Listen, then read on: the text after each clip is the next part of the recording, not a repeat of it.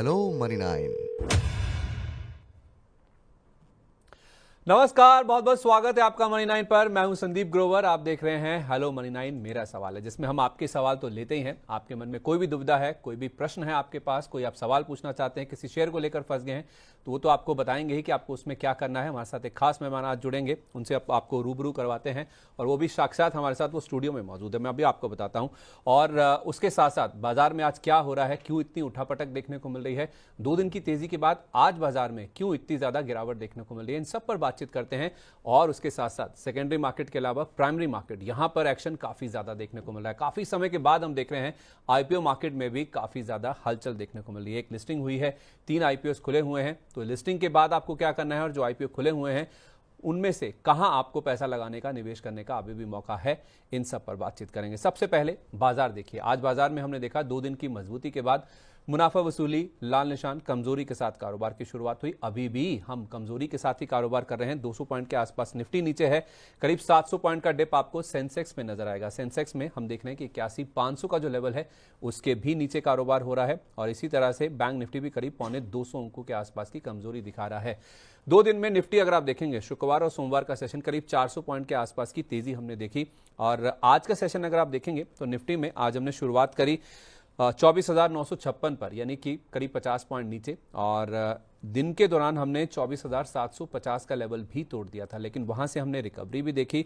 फिर से हमने 25,050 का जो लेवल है उसको भी कॉन्कर किया, और अभी हम 24,800 के आसपास ट्रेड कर रहे हैं। यानी कि बाजार में उठापटक, वॉलिटिलिटी काफी ज्यादा देखने को मिल रही है। और ये हमारे जो इंडिया विक्स, जो हमारा वॉलिटिलिटी इंडेक्स है, उसमें रिफ्लेक्ट भी हो रहा है। तो आखिर क्या वजह है? क्या 2 दिन की तेजी के बाद मुनाफा वसूली हो रही है, या बाजार में कोई चिंता है, कोई डर है, कोई ऐसा ट्रिगर है जिसके ऊपर बाजार फोकस कर रहा है, जिसको आने की आहट पहले से ही बाजार प्राइस में लाने की कोशिश कर रहा है? इन सब पर बातचीत करते हैं। हमारे साथ एक खास मेहमान मौजूद हैं। हमारे साथ रेलिगे रिटेल रिसर्च के senior VP doctor Ravi Singh कार्यक्रम में शामिल हो चुके हैं, और उससे भी ज्यादा वो हमारे साथ स्टूडियो में साक्षात मौजूद है मेरे साथ। तो मैं फील कर पा रहा हूं, जो वाइब्स मुझे मिल पा रही हैं, उसके लिए भी सर आपका बहुत धन्यवाद। और स्टूडियो में आप चलकर आए, साक्षात आप चलकर आए, उसके लिए आपका विशेष धन्यवाद। बहुत स्वागत है सर, वेरी गुड आफ्टरनून। नहीं देखिए, आज तो बिल्कुल जैसे ही मुझे पता चला कि आज संदीप ग्रोवर जी शो कर रहे हैं, मैं चाहता था कि आज इनके सामने बैठ के इनकी तारीफ की जाए। क्यों? क्योंकि ये मॉर्निंग स्टार, अभी आप जो निफ्टी की बात कर रहे थे ना, निफ्टी में मॉर्निंग स्टार कैंडल बन रहा है यहाँ पे। मॉर्निंग स्टार का मतलब क्या होता है कि अचानक से या तो गिरावट आती है या फिर स्टार बन जाता है। ये सुबह 8:30 बजे वाले मॉर्निंग स्टार है, और क्लोजिंग स्टार भी आपने देखा होगा 4 बजे के शोज़ में। आज जैसे ही पता चला कि सुमित भाई बीमार है, तो मुझे पता चल गया था कि आज संदीप जी यहाँ पे शो करेंगे, और मैं इनके नाम से तारीफ करूं। ये संदीप ग्रोवर जी जरूर है, लेकिन पूरे मार्केट के ये गुलशन ग्रोवर है। और क्यों मैं ऐसा कह रहा हूं, उसका पीछे का वजह ये कि भाई साहब ये किसी को अपॉइंटमेंट नहीं देते, टाइम नहीं देते। आपने देखा होगा विवेक भाई के साथ हमेशा चाय का चर्चा होती रहती है, सुमित भाई के साथ चाय पे चर्चा होती रहती है, बट ये मार्केट को पकड़ कर रखते हैं और आसपास में बिल्कुल देखते नहीं। और बिल्कुल सही कहा आपने, देखिए मार्केट भी बेचारा डर के मारे वापस उसी जगह पे आ गया जहां पे मॉर्निंग था। इसीलिए मैंने कहा ये मॉर्निंग स्टार कैंडल यहां पर बन रही है। इसका मतलब क्या है कि नीचे साइड पर अब एक सपोर्ट भी आपको देखने को मिलेगा, और ऊपर साइड पे जो आज का हाई है वही एक रेजिस्टेंस भी बनेगा। सर वैसे मैं एक बात बोलूं, काउंटर करूंगा ना तो ये मेरी वैसे मूर्खता होगी, मैं कहूंगा। लेकिन एक चीज़ आपको बोल दूं सर, अगर आपकी थोड़ी सी मेमोरी शार्प हो तो विवेक जी और सुमित जी के साथ चाय पीने से पहले एक ज़माना था सर, आपके साथ हम भी बैठ के चाय पिया करते थे। नहीं बिल्कुल, बल्कि मैं तो ये कहूँगा कि मेरी जब मैं मनी नाइन पर सबसे पहले जब मैंने शो किया था, वो भी मुझे याद है कि संदीप जी के साथ ही स्टार्ट हुआ था। लेकिन उसके बाद चूँकि ये मॉर्निंग स्टार मैंने इसलिए बोला क्योंकि ये सुबह के स्टार है, जब आपको सुबह चाय पीते हुए मार्केट की मूवमेंट की ज़रूरत होती है, इसीलिए मैंने मॉर्निंग स्टार कहा। और क्लोजिंग पे भी जब मार्केट क्लोज हो जाता है तो इनका क्लोजिंग पे एक शो ज़बरदस्त आता है।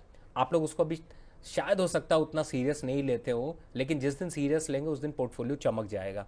और अगर आप सीरियस नहीं होंगे तो फिर इधर उधर भटकते रहिए। बहुत सी जगह पे है जहाँ पे मंडली बिठा ली जाती है, वहाँ पे कहते हैं जी सर जी सर जी सर हम चमक रहे हैं सर, आप चमके सर, ये सर वो सर, और पता चला पोर्टफोलियो की वाट लगी होती है। तो कहीं ना कहीं से मैं समझाने की कोशिश कर रहा हूँ, इधर उधर का चैनल ढूंढने से ज़्यादा अच्छा है आपका मोबाइल आपके साथ है और आपका साथ दे रहे हैं संदीप ग्रोवर जी। 8:30 वाला शो ज़रूर देखिए, क्योंकि मैं भी जब ट्रैवल कर रहा होता हूँ या रास्ते में होता हूँ, शो क्यों नहीं कर पाता उसका पीछे का वजह यही है, क्योंकि उस समय मेरा कॉन कॉल का टाइम होता है मॉर्निंग का, या फिर ट्रैवलिंग टाइम होता है, जिसकी वजह से इनके साथ सामंजस्य नहीं बैठ पाता। और आज जैसे ही सामंजस्य बैठा तो मैंने कहा चले आज हाथ पैर भी जोड़ लेंगे, ज़रूरत पड़ी तो सर हाथ पैर के साथ साथ कुछ और भी जोड़ देंगे। तो फिर शुरुआत की जाए। बिल्कुल आ गया, अब मौका आ गया। अब आपने कहा ना सुबह सामंजस्य नहीं बैठ पाता है, 4 बजे क्या रोकता है आपको? 4 बजे क्लोजिंग सेशन होता है। चलिए सर, मुझे ये बताइए कि मार्केट में ये उठापटक इतनी ज्यादा देखने को मिली। 2 सवाल है मेरे। पहली बात तो बाजार में डर किस बात का है? डर है या केवल मुनाफा वसूली है? और अब करना क्या है? क्या लोअर लेवल्स पे हर डिप पे बाय करने का मौका है? देखिए, मैंने जो कहा था उसको शायद सीरियस नहीं समझा आप लोगों ने। मैंने कहा कि निफ्टी पे मॉर्निंग स्टार कैंडल बन रहा है, वो रियलिटी है।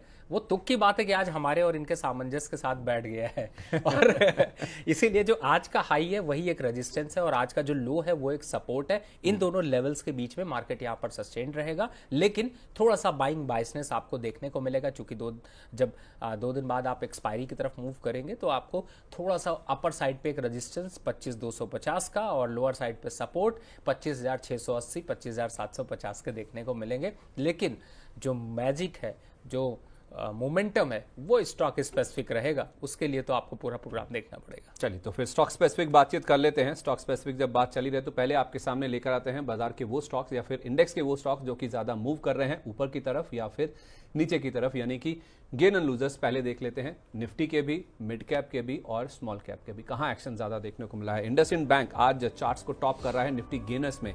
दूसरा नाम है ट्रेंड का, तीसरा जियो फाइनेंशियल और चौथा नाम है एशियन पेंट्स का, जहां पे आज हम देख रहे हैं जबरदस्त एक्शन पॉजिटिव साइड पर बन रहा है। और 5वां नाम इसमें आप जोड़ना चाहें तो वो होगा अदानी एंटरप्राइजेस का, जो कि फ्लैगशिप कंपनी है।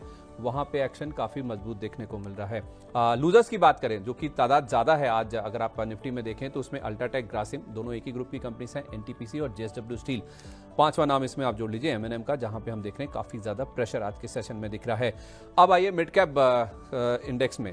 यहां पे अगर आप देखेंगे तो भारतीय हेक्साकॉम रिकॉर्ड हाइस के आसपास स्टॉक खड़ा है, बंधन बैंक, बीडीएल, तो 3 नाम तो बी से शुरू हो रहे हैं, जहां पे हम देख रहे हैं कि आज मिड कैप में जबरदस्त एक्शन बन रहा है। चौथा नाम है सुप्रीम इंडस्ट्रीज का और 5वां कोचिन शिपयार्ड। हो भी क्यों ना, क्योंकि डिफेंस शेयरों में हम देख रहे हैं जबरदस्त मूव आज के सेशन में दिख रहा है।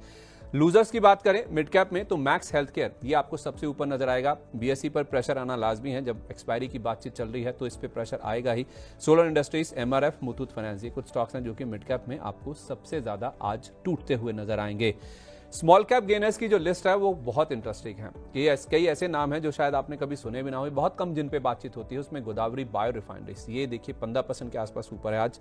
India pesticides, Apollo micro systems, prime focus, ITI, ये कुछ नाम है जो कि आज गेनिंग साइड में आपको नजर आएंगे। और लूजर्स की जहां तक बात है, रेट गेन, ट्रेवल टेक्नोलॉजीज, ये नंबर्स तो ठीक ठाक आए थे लेकिन गाइडेंस ने परेशान कर दिया लोगों को। ओलेक्ट्रा ग्रीन टेक, एक ऑर्डर कैंसिल हुआ, उसका इंपैक्ट है। गुजरात थेमिस, सेजिलिटी इंडिया 5% का लोअर सर्किट है और 5% का लोअर सर्किट ही आपको ऑर्किड फार्मा में भी आज के सेशन में नजर आएगा। तो ये कुछ स्टॉक्स हैं जहां पे काफी ज्यादा एक्शन बनता हुआ दिख रहा है। इनमें से सर एक एशियन पेंट्स या फिर इंडसइंड बैंक, इसके साथ अगर शुरुआत हो जाए, जो कि निफ्टी के टॉप गेनर्स में है, कोई वजह, कोई रीजन, क्या फ्रेश खरीदारी बन रही है इन दोनों स्टॉक्स में, एशियन पेंट्स और इंडसइंड बैंक? ये एक समय में बहुत ज्यादा पिटे हुए स्ट्रक्चर थे। देखिए, इंडसइंड बैंक में तो मेरे ख्याल से शायद यहाँ पर अगर देखा जाए तो थोड़े से फंडामेंटल स्ट्रक्चर जो हुए हैं उसकी वजह से थोड़ा सा पुल बैक देखने को मिल रहा है। और प्लस अगर कंपेयर टू अदर बैंक करें तो काफ़ी हद तक जो है वो इसमें जो चीज़ें पीछे जो फंडामेंटल जो आपके ख़राब हुए थे वो थोड़े से सुधरते हुए नज़र आ रहे हैं और कहीं ना कहीं से अट्रैक्शन यहाँ पर लौट कर आया, इसी वजह से तेज़ी का दौर देखने को मिल रहा है। एशियन पेंट की बात कर दें तो देखिए कहीं ना कहीं से क्रूड ऑयल की प्राइसेस स्टेबल खड़ी हुई है, थोड़ी सी नेगेटिव जो कंपनी के लिए थी वो यहाँ पर कम होती हुई नजर आई है। और यहाँ पर कॉन्फिडेंस गेन सिर्फ इस तरीके का हो रहा है कि जो आगे की मार्केट कमेंट्री होगी या फिर ये कहें कि जो कंपनी की यहाँ पर कमेंट्री आएगी वो काफ़ी हद तक जो है वो थोड़ा सा पॉजिटिविटी बना सकती है, जिसकी वजह से आपको ये तेज़ी देखने को मिल रही है। तो फंडामेंटल रीज़न के साथ टेक्निकल चार्ट पर भी एक सपोर्ट दिखना ये एक अच्छे साइन है और इसीलिए ये दोनों स्टॉक्स यहाँ पर चलते हुए नजर आ रहे हैं। बिल्कुल सर, मैं आज ना आपसे डिफेंस शेयरों पर बातचीत करने भी वाला था। जैसे मैंने आपको बताया भी कि आज आई थिंक तीसरा दिन है जब लगातार डिफेंस शेयरों में खरीदारी बनती हुई दिख रही है और देखिए सवाल भी वहीं पर आ भी रहे हैं। भारी मात्रा में, भारी तादाद में आप देखिए जो लिस्ट है वो अपडेट हो रही है, एक जगह रोकने में काफ़ी परेशानी हो रही है। पहला सवाल आ रहा है विनीत कुमार जी का, वो कह रहे हैं कि जीआरएससी के 500 शेयर है मेरे पास, 2800 पर लॉन्ग टर्म का व्यू है, अब क्या करना चाहिए सर स्टॉक में? देखिए मैं एक स्टॉक का बताऊं संदीप जी, या फिर सारे स्टॉक्स का बताऊं? सारे बताइए सर, डिफेंस में तो सारे स्टॉक्स ही बता दीजिए। क्योंकि होता क्या है कि मैं आपको स्टैटिस्टिक्स, आज सुबह भी मैं इस पे स्टैटिस्टिक्स दे रहा था, आपको भी एक स्टैटिस्टिक्स यहाँ पर देता हूँ। पिछले 2023-24 से देखें तो पूरे डिफेंस स्टॉक जो आपको पेन दिया, थका दिया, रुला दिया, फिर से वापस हंसा दिया, वो रहा 53% का रिटर्न। लेकिन खास बात ये रही कि इस साल 1 जनवरी से, सिर्फ 1 जनवरी से अब तक हम खड़े हुए हैं यहाँ 27 मई पे, इस बीच में देखते हैं तो पूरे स्टॉक का रिटर्न है 29%। तो कहीं ना कहीं से जो वो डर के बादल, जो दुविधा के बादल पहले दिखाई दे रहे थे पोर्टफोलियो पे, देखिए मैं हमेशा एक चीज़ कहता था संदीप जी कि आप पोर्टफोलियो पे स्टॉक अच्छे लीजिए, मार्केट जब चलेगा तो उनको कोई पकड़ नहीं पाएगा और कब वो आपके जेब से, पॉकेट से भाग जाएंगे आपको पता नहीं चलेगा। एक से स्टार्ट करते हैं। सबसे पहले आप जो सबसे ज़्यादा तेज़ी से देखा जाता है वो है HAL। बहुत लोगों को बड़ा कॉन्फिडेंस था, जब डिप आया तो सब कॉन्फिडेंस लूज हो गया, लेकिन अब जिस हिसाब से चल रहा है 5000 के आंकड़े के आसपास आके थोड़ा सा थकता हुआ जरूर नजर आ रहा है, लेकिन अब जब फिर से दौड़ दिखाएगा तो आपको 5600 की दौड़ दिखाएगा। दूसरे स्टॉक की बात कर ले, BDL ने तो आपके सारे जो है वो पीछे के भ्रम तोड़ दिए। 1150 पे फिर रहा था, कोई पूछ नहीं रहा था। उस टाइम पे जब कॉन्फिडेंस इसने दिखाया, वो आज मल्टी बैगर रिटर्न यहाँ पर पा रहा है, तो उसमें भी अभी बने रहने की जरूरत है, एग्जिट होने की जरूरत नहीं है। 2100 के लेवल्स पे सस्टेन कर रहा है और ये 2100 अगर कंसोलिडेट करके निकला तो 2600 की सीरीज पे चला जाएगा। मैसडॉक की बात जरूर करनी जरूरी है क्योंकि मैसडॉक पे बहुत लोगों ने पोजीशन ले रखी है और इस समय डिफेंस काउंटर को अगले 6 महीने के लिए आपको सिर्फ डिप पे थोड़ा बाय की स्ट्रैटेजी रखनी है। प्रॉफिट बुक करने की आपकी फ्री छूट है। अगर आप प्रॉफिट बुक करते हैं तो उस प्रॉफिट को घर ले जाइएगा, उसके बदले में कोई स्टॉक अभी मत खरीदिएगा, थोड़ा वेट करिएगा क्योंकि ये अभी आप मार्केट को और बीट करता हुआ नजर आएगा। GRSC की बात कर लेते हैं क्योंकि GRSC का सवाल ही था। एक्चुअली में डिफेंस जिसमें जुड़ा हुआ है वो अपने जोड़ से काफी उड़ा हुआ है, वो रुक ही नहीं रहा है, क्लियरली है एकदम। चाहे आप देख लीजिए, अभी आपने गेनर पे अपोलो माइक्रो दिखाया, थोड़े से डिफेंस के साथ दोस्ती क्या कर ली, वापस से तेजी का ट्रेंड दिखाई दे रहा है। एस्टर माइक्रो भी यही हाल है। मरीन ड्राइव मैंने अभी सुबह के चर्चा पे बात कर रहा था, जब तक देखने गया तब तक तो उसमें भी हवा हो गई। तो कहीं ना कहीं से पूरा डिफेंस काउंटर इस समय तूफान है। और अभी 2 दिन पहले जिस तरीके से वेदर में तूफान और आंधी आती तो क्या करते हैं, कमरे में छुप जाते हैं, बाहर नहीं निकलते। वैसे ही इन स्टॉक्स को बाय करके छोड़ रखा है तो मत हिलाइए, अभी 2 हफ्ते 3 हफ्ते के लिए मत हिलाइए। या तो ये आपके यहीं खड़े रहेंगे या फिर यहाँ से उड़कर कोई नई दूरी तय करेंगे और तब मुनाफा बुक करने में ज्यादा फायदा है। चलिए, तो तूफान है, अभी तेजी का तूफान है, इस तेजी के तूफान को राइड कीजिए। राइड करना कैसे है, घर में बैठ के एंजॉय करना है। मुनाफा वसूली करें, ये आपका डिस्क्रिप्शन है, अगर नहीं करें तो रखें, कम से कम 6 महीने का समय दीजिए। आप जितना डिफेंस से इनको अपने पोर्टफोलियो में होल्ड करेंगे उतना ज़्यादा आपका जो मुनाफा है वो भी डिफेंसिव होता जाएगा और बढ़ने की जो चांसेस हैं वो काफ़ी प्रबल हो जाएंगे। तो इनको रखिए अपने पोर्टफोलियो में, अभी डिफेंस से निकलने की जरूरत नहीं है। संदीप जी, एक बात भी याद आ जाती है यार, जब ऐसे आंधी आई, जैसे कल भी अभी बहुत जबरदस्त हवा चल रही थी, कल नहीं परसों की रात में, तो कुछ लोग होते हैं ना जो बार बार स्टॉक देखते हैं, अभी देख लिया जाए क्या प्रॉफिट आ रहा है, अभी फिर से ऐप देख लिया जाए। वैसे ही जैसे ही मैंने भी स्टॉक की तरीके से ही अपनी बालकनी पे वैसे ही गया, एक बढ़िया सा पत्थर आया, मस्त लगा, उसके बाद समझ में आ गया स्टॉप लॉस ट्रिगर हो सकता है, अंदर ही रहो। समझ गए होगे जो कहने की कोशिश कर रहा हूँ। जो समझ गए वो पाएंगे सर, उनको मुनाफा होगा भी, उनको फायदा भी मिलेगा। ऐसी छोटी छोटी बातों से, इनफैक्ट आपने जब ये डिफेंस वाली बात चल रही थी ना, तो आपके अंदर से एक शायरी भी निकली, एक छोटी सी बात आपने कही। तो शेरो शायरी आप करते हैं या फिर इन डिफेंस शेयरों की तेजी देखकर अपने आप शायराना अंदाज आपके अंदर से निकल रहा है? नहीं, देखिए ये तो प्यार है। मैं आपको बताऊं कि जब कभी शोज होते हैं बड़े प्यारे प्यारे से कमेंट आते हैं, मुझे लगता है शायद अगर हमारे मित्र, दोस्त और आप लोग, हमारा परिवार जो देख रहे हैं, वो जरूर फिर से आपको शायरी, आपने बोल दिया ना, आप देखते जाइए। आप अब YouTube पे आप शायरी पढ़ने की तैयारी कर लीजिए, इरशाद इरशाद, क्योंकि अब आपको यहाँ पर जो है वो हमारे जो लोग दर्शक हैं वो खुद ब खुद एक अच्छी अच्छी शायरी भेजेंगे। प्लीज़ भेजिए सर, थोड़ा मज़ा आता रहता है। शो तो पूरा का पूरा 1.5 घंटे का है, आराम से करेंगे, स्टॉक सारे कवर करेंगे। देखिए इन्होंने एक क्वेश्चन पूछा था और पूरे डिफेंस काउंटर पे मैंने बता दिया, जिसकी जिसकी जो जो पोजीशन है उस हिसाब से एडजस्ट कर लीजिए। हो सकता है आपका नाम ना ले, सवाल ना ले, लेकिन आप जिनके डिफेंस के क्वेश्चन होंगे उनके नाम जरूर ले दीजिएगा।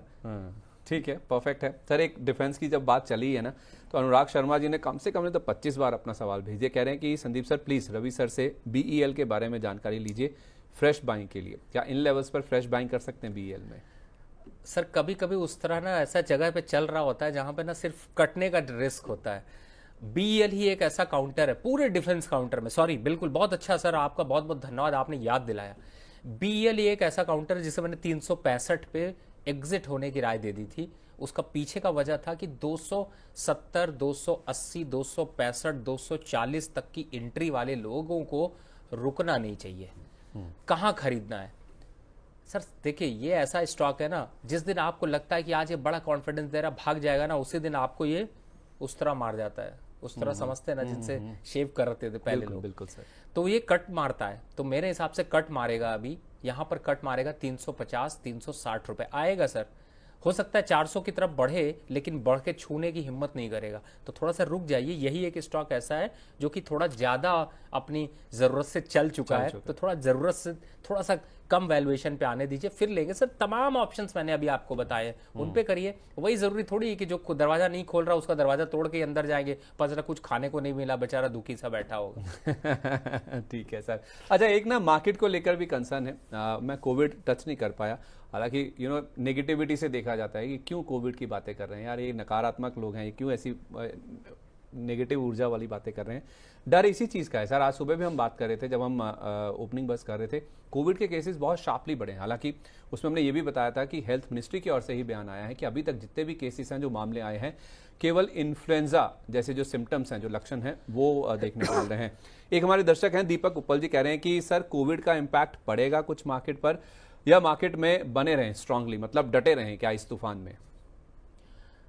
संदीप जी, आपको पता है मैं वो ना आपके जो एक मित्र विवेक जी, उनको गूगल कहता हूँ और आपको विकिपीडिया क्यों कहता हूँ?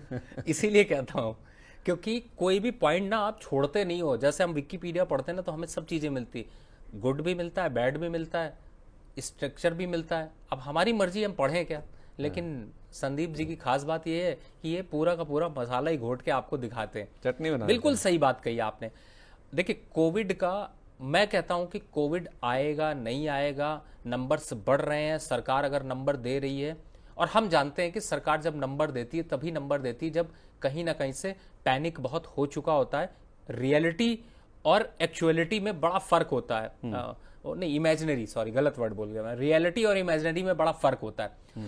पैनिक है, विदेशों का सबसे बड़ा संकेत है, भारत में भी वो संकेत बढ़ा है, ये सिर्फ न्यूज आइटम नहीं है। और जितना संभल कर रही है उतना अच्छा है, क्योंकि आप अगर एक बार बीमार होते हैं तो 15 दिन आपके चले जाते हैं, तो बिजनेस पे इंपैक्ट होता है। बच के रहना पहली बात।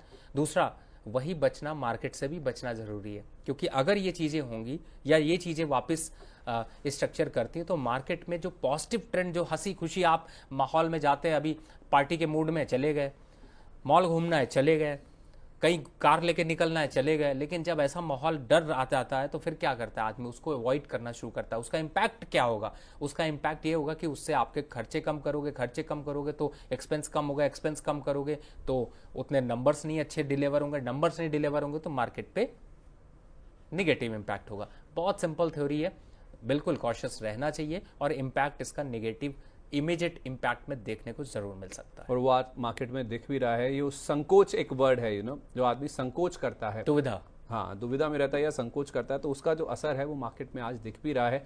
लेकिन इसको आप ऐसे भी समझिए कि जहां जहां गिरावट हो रही है, जितना भी मार्केट गिर रहा है, देखिए वहां से बाइंग भी आ रही है। तो डर है, जरूर है, चिंता है, लेकिन चिंता इतनी बड़ी नहीं है। जैसे रवि सर बता रहे कि हमारे पास पॉजिटिव्स बहुत हैं, हमारे पास स्ट्रांग पॉइंट्स बहुत हैं, तो उसका इम्पैक्ट आप देखिए मार्केट्स में दिख रहा है और रसाकशी हो रही है तेजड़ियों और मंदड़ियों के बीच में आज के सेशन में। इस बीच सर अरमान अली जी कह रहे हैं कि क्या एसीसी में फ्रेश एंट्री ले सकते हैं इस भाव पर? देखिए एसीसी और अंबुजा सीमेंट, इन दोनों को अगर कंपैरिजन करें तो मुझे अंबुजा सीमेंट ज़्यादा अच्छा लगता है। तो अगर आपको अंबुजा सीमेंट में लेनी है तो आप बिल्कुल ले सकते हैं, लेकिन एसीसी में थोड़ा सा वेट करिए, एक बार को 1780 और 1850 के आसपास के लेवल मिलेंगे तो एंट्री अच्छी है। ठीक है, अगला सवाल जो है ना सर बहुत इंटरेस्टिंग है। मैं आप जब अपना जवाब दे रहे होते मैं अगले सवाल की तलाश में रहता हूँ। आपके सामने जब आते हैं ना तो मैं कुछ सवाल बड़े सिलेक्टिव लाने की कोशिश करता हूँ। अब टाटा स्टील को लेकर सवाल है सर। ये टाटा स्टील पर अभिषेक कुमार श्रीवास्तव जी कह रहे हैं कि सर टाटा स्टील 143 पर है, क्या प्रॉफिट बुक करके निकल जाऊं मैं? और सर ये दोबारा 130 के अप्रॉक्स मौका देगा क्या एंट्री करने के लिए? जैसे आप BEL की बात कर रहे थे, क्या इस पर भी उस तरह चलता है क्या? मतलब ये नीचे मिलेगा दोबारा 162 वाला 130 पर? अब पहले तो कह रहे हैं कि मुनाफा बुक कर लूं क्या? संदीप जी मैं उसी पे आने वाला था, और उसका जब आप ये बोल रहे थे ना, इतना अच्छा आप बोलते हैं, मैं मुंह पे तारीफ नहीं कर रहा, मैं सब सामने ही तारीफ कर रहा हूँ, ये भी क्लियर है। लेकिन संदीप जी जब बोलते हैं ना तो बड़ा सुनने का बड़ा मन करता है, क्योंकि इतने रिदम में बोलते हैं, मतलब जो ग्राफ बनता है ना वो इतना मस्त बनता है। अगर कभी आप उसका वॉल्यूम का ग्राफ बनाएंगे तो मज़ा आएगा। और उस ग्राफ में क्या मेरे को दिमाग में आया कि भैया बच्चे की जान लेगा क्या? अरे भाई 130 पे ले रखी है, 163 चल रहा है, थोड़ा प्रॉफिट बुक करना बनता है। बहुत सही डिसीजन है। कितना रिटर्न लोगे? बिल्कुल 170 भी जा सकता है, लेकिन क्या आप हाई पकड़ सकते हो? और जो आपने बात कही 130 की, बिल्कुल 145 आएगा। तो यहां पर दो ऑप्शन है, एक तो प्रॉफिट बुक कर लो, सवारी दूसरी पकड़नी है सेल, क्योंकि सेल के नंबर ज्यादा अच्छे आने वाले हैं। तो फिर इसका मतलब है कि आप सवारी बदल सकते हो। तो फिर ऐसे उठा पटक करते रहें, सवारी बदलते रहें, अपने प्रॉफिट को बढ़ाते रहें। चलिए ठीक है, तो बिल्कुल सही डिसीजन है आपका अभिषेक जी कि इसमें प्रॉफिट बुक कर लीजिए। 130 नहीं 145 आ जाएगा, वहां पे ले लीजिए। तो वैसे ये पिक्चर में किस मूवी में सुना था आपने, बच्चे की जान लेगा क्या? किसी भी सुना था यार। अब आप देखिए सर, आपने शुरू किया था तो थोड़ा तो फ्लो करता ही है ना। अब मैं जैसे कहा डिफेंस की बात शुरू हुई तो थोड़ा सा शायराना, थोड़ा सा डायलॉगबाजी वाला माहौल बन गया, तो मेरे अंदर से भी थोड़ा सा निकलने लगा। सर आपको मैच तो नहीं कर पाऊंगा मैं, मतलब मैं कोशिश भी नहीं करूंगा, मैंने स्टार्टिंग में भी कहा था। अब भैया बख्श दो। मैं कोशिश करता हूँ 3:30 के शो करने की, मैं कमिटमेंट करके जा रहा हूँ भैया, करूंगा। ये सर आपने जो ये जितनी विनम्रता से आपने ये बात कह दी ना सर, तो बस इसी का मैं कायल हूँ सर। वैसे संदीप जी सच बताऊं तो जब मैं आपको देखता हूँ ना तो मुझे थोड़ा सा दुख एक चीज का होता है, और दुख इस चीज का होता है जो मैं आज आपके सामने दर्शकों के सामने भी कहना चाहता हूँ दिल से। जब हमने शो स्टार्ट किया था तो संदीप जी के साथ ही स्टार्ट किया था, बाद में विवेक जी आए, फिर विपुल जी आज से गए, उनकी जगह पे मल्होत्रा साहब आए। और संदीप जी ने मन से बड़ी एक बार बात कही थी, लेकिन वो ना भी कहते तो भी मुझे महसूस होता था कि हमने क्या गलती करी जो हमारे साथ शो नहीं कर रहे। लेकिन सर कुछ ऐसे हालात ऐसे बन जाते हैं, या ऐसा टाइमिंग ऐसा मैच नहीं कर पा रहा था। मैंने बल्कि कहा आप 1 बजे का शो करिए, मैं 100% आपके साथ यहाँ पर अवेलेबल रहूंगा। लेकिन जब 4 बजे का क्या होता है, ऐसा 3:30-4 बजे वाला जो ऐसा माहौल होता है ना, उस टाइम पे कई बार कमिटमेंट करके पीछे हटना, और वो शायद और बुरा होता है आप लोगों के लिए, क्योंकि मैं आप लोगों की दुविधा इसलिए समझता हूं, क्योंकि कोई गेस्ट जब कैंसिल कर देता है तो एक टाइम होता था जब मैं हमेशा अवेलेबल रहता था, लेकिन आज मैं उस कमिटमेंट से ही पीछे हट गया हूँ। भैया कोई ज़रूरी नहीं है, जब आप सरकार की सेवा में लगे हो तो आप कभी भी फंस सकते हैं, इसका कोई वो जो है वो औचित्य नहीं दिखाई देता। तो इसके लिए मैं बिल्कुल आपसे क्षमा मांगूंगा और कोशिश करूंगा। लेकिन आपका जो 3:30 वाला शो है उसके लिए मैं ज़रूर एक बार कुछ शेड्यूल के हिसाब से ऑफिस से अपने टाइमिंग को कुछ चेंज करके उसको कुछ करने की कोशिश करता हूँ। इसके लिए मुझे थोड़ा समय दीजिए। मेरे हाथ सर उतने लंबे तो नहीं आप देख पाएंगे। मुझे आपका ये जो आप विनम्रता से अपने हाथ जोड़ते हैं ना, वो बहुत ही अच्छा लगता है ये जेस्चर।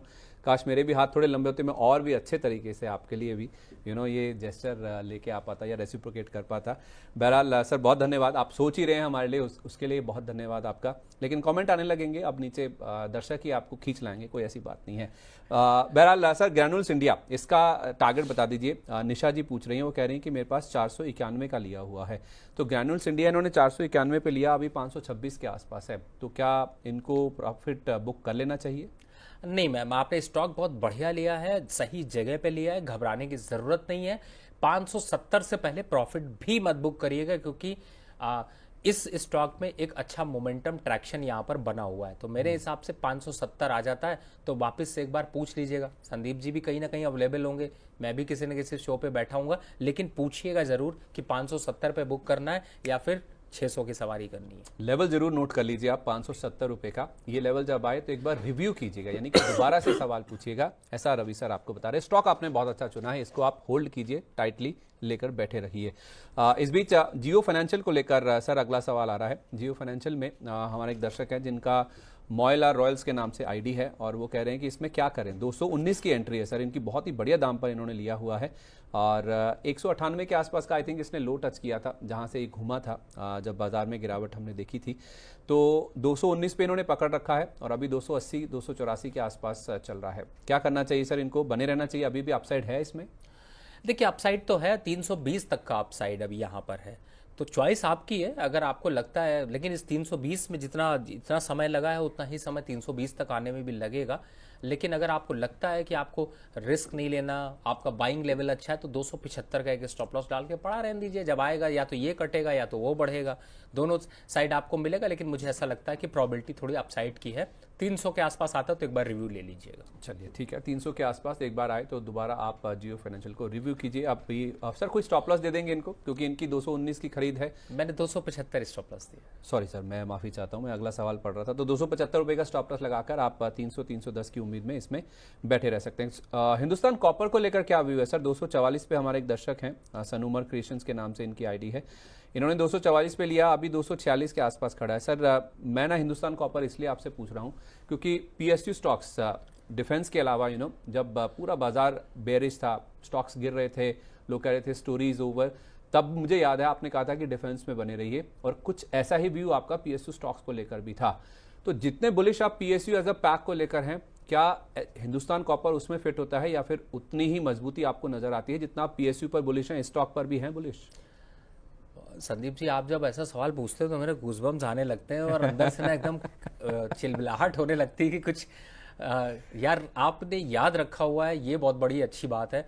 और बिल्कुल आपने सही कहा। देखिए भूले क्या नहीं होता सर है, आपको? टफ टाइम जो है ना वो बड़ा मुश्किल से कटता है, आपको पता है? भूले संदीप नहीं है जी? सर आपको, भूले नहीं नहीं है। संदीप जी, टफ टाइम बड़ा मुश्किल से कटता है, आपको ये मुश्किल पता होता होगा ना।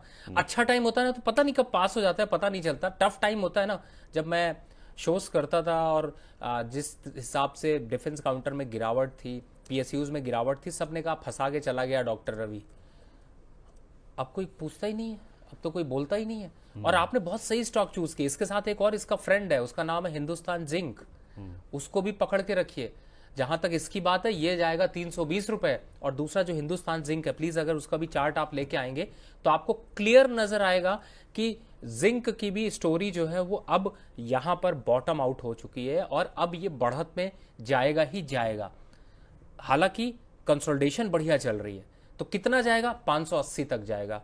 वो कितना जाएगा? सीधा सीधा 280 तो इमीडिएट दिखाई दे रहा है। तो लॉन्ग स्टोरी, शॉर्ट स्टोरी ये कि होल्ड करना है, लॉन्ग स्टोरी ये कि कम से कम 6 से 8 महीने का समय दीजिए, आपको रिटर्न्स मल्टी बैगर मिलेंगे। नहीं, ये हिंदुस्तान जिंक की जो आप बात कर रहे हैं सर, एक समय 750 था, 750 वाला 450 खड़ा है। तो जिनके पास नहीं भी है लेके रख लें ये। मैं उन्हीं के लिए कह रहा हूं। आपने फ्रेश एंट्री की ही बात करी कि क्या ये वापस दमखम दिखाएगा, इसीलिए मैंने यहां पर हिंदुस्तान जिंक और हिंदुस्तान कॉपर, इन दोनों पे बिड करने की बात राय दी। क्योंकि जिस हिसाब से मेटल की डिमांड बढ़ रही है या जिस हिसाब से कंपनी की ग्रोथ है या पूरी स्ट्रक्चर फंडामेंटल, चलिए मैं बहुत डीप में नहीं जाता हूं क्योंकि आप फंडामेंटल बहुत आसानी से पढ़ सकते हैं, लेकिन इन सारे स्ट्रक्चर्स को समझे तो ये काफी, अब जो वैल्यूएशन है वो अट्रैक्टिव वैल्यूएशन पर यहां पर चल रहे हैं। थोड़ा पेन जरूर होगा, पेन सिर्फ इतना ही होगा कि ये चलेंगे नहीं, तो वो भी पेन है। क्योंकि अगर स्टॉक खरीद लिया और चल नहीं रहा तो एक दिन देखा, 2 दिन देखा, 3 दिन देखा, चौथे दिन थक जाएंगे, 5वें दिन निकल जाएंगे, 7वें दिन चल जाएगा और फिर क्या होगा? आपको कहोगे यार छूट गया। तो इसलिए पेशेंस बना के अगर रखना है तो इस स्टॉक में बने रहना है। अगर पेशेंस नहीं है तो वोलेटिलिटी के तो बहुत से स्टॉक्स हैं। 7वें दिन आएंगे डॉक्टर रवि सिंह याद, कि उन्होंने पहले दिन कहा था हमें होल्ड करना चाहिए था। और पेशेंस स्पेस पेनफुल होता है, और खासतौर पे जो कंसोलिडेशन एक वर्ड यूज करते हैं ना हम, उसमें टाइम करेक्शन भी होता है। यानी कि प्राइस वाइज एक स्टॉक करेक्ट हो गया, 750 वाला 400 आ गया, लेकिन एक समय भी बिताता है एक रेंज के अंदर, जिसको हम टाइम करेक्शन बोलते हैं। यानी कि समय बिताता है एक रेंज के अंदर, वो जो टाइम करेक्शन होता है ना वही पेनफुल होता है, जैसे हमें रवि सर बता भी रहे हैं। तो उस पेन को जो झेल जाता है या फिर जो पेशेंटली होल्ड कर जाता है, उसके बाद क्या होता है, डिफेंस आपके सामने है और पीएसयू शायद थोड़े टाइम के बाद आपको उसका भी एग्जांपल मिल जाएगा, हिंदुस्तान कॉपर और उसके साथ साथ हिंदुस्तान जिंक, जो कि एक समय पीएसयू कंपनी थी, अभी भी सरकार उसमें हिस्सेदारी होल्ड करती है। तो यहाँ पर आप जरूर नजर रखिएगा। बहरहाल एक दर्शक हैं हमारे साथ नागपुर से, फोन लाइन पर जुड़े हुए हैं।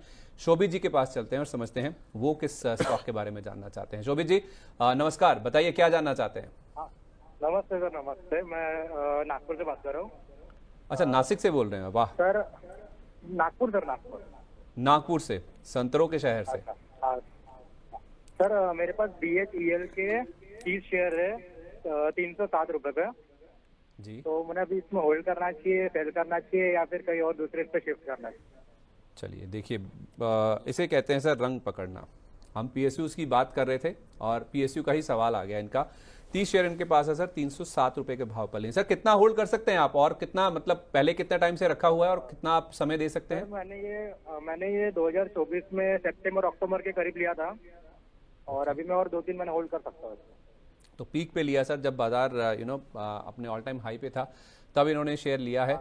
तो पहले तो सर इनको ये बताइए कि इनका ये जो लेवल है ये आ जाएगा, क्योंकि ये भी पीएसयू नेम ही है, 307 आ जाएगा क्या, और इनको एक स्टॉप लॉस भी दे दीजिए। देखिए 261 के आसपास करीब ये स्टॉक चल रहा है और ख़ास बात ये है कि आप अगर इसको ध्यान देंगे शोभित जी, पीछे के प्रोग्राम देखिए तो मैंने अभी 250 के ऊपर बोला था फिर से पकड़ने की। 240 पे भी मैंने कभी इसको एग्जिट नहीं बोला, 235 पे भी एंट्री करने को ही बोला है। तो आपके लिए मौका है। 260-61 चल रहा है, हो सकता है थोड़ा सा करेक्शन हो, वापस से आपको 255 के आसपास मिले तो एवरेज कर लीजिए।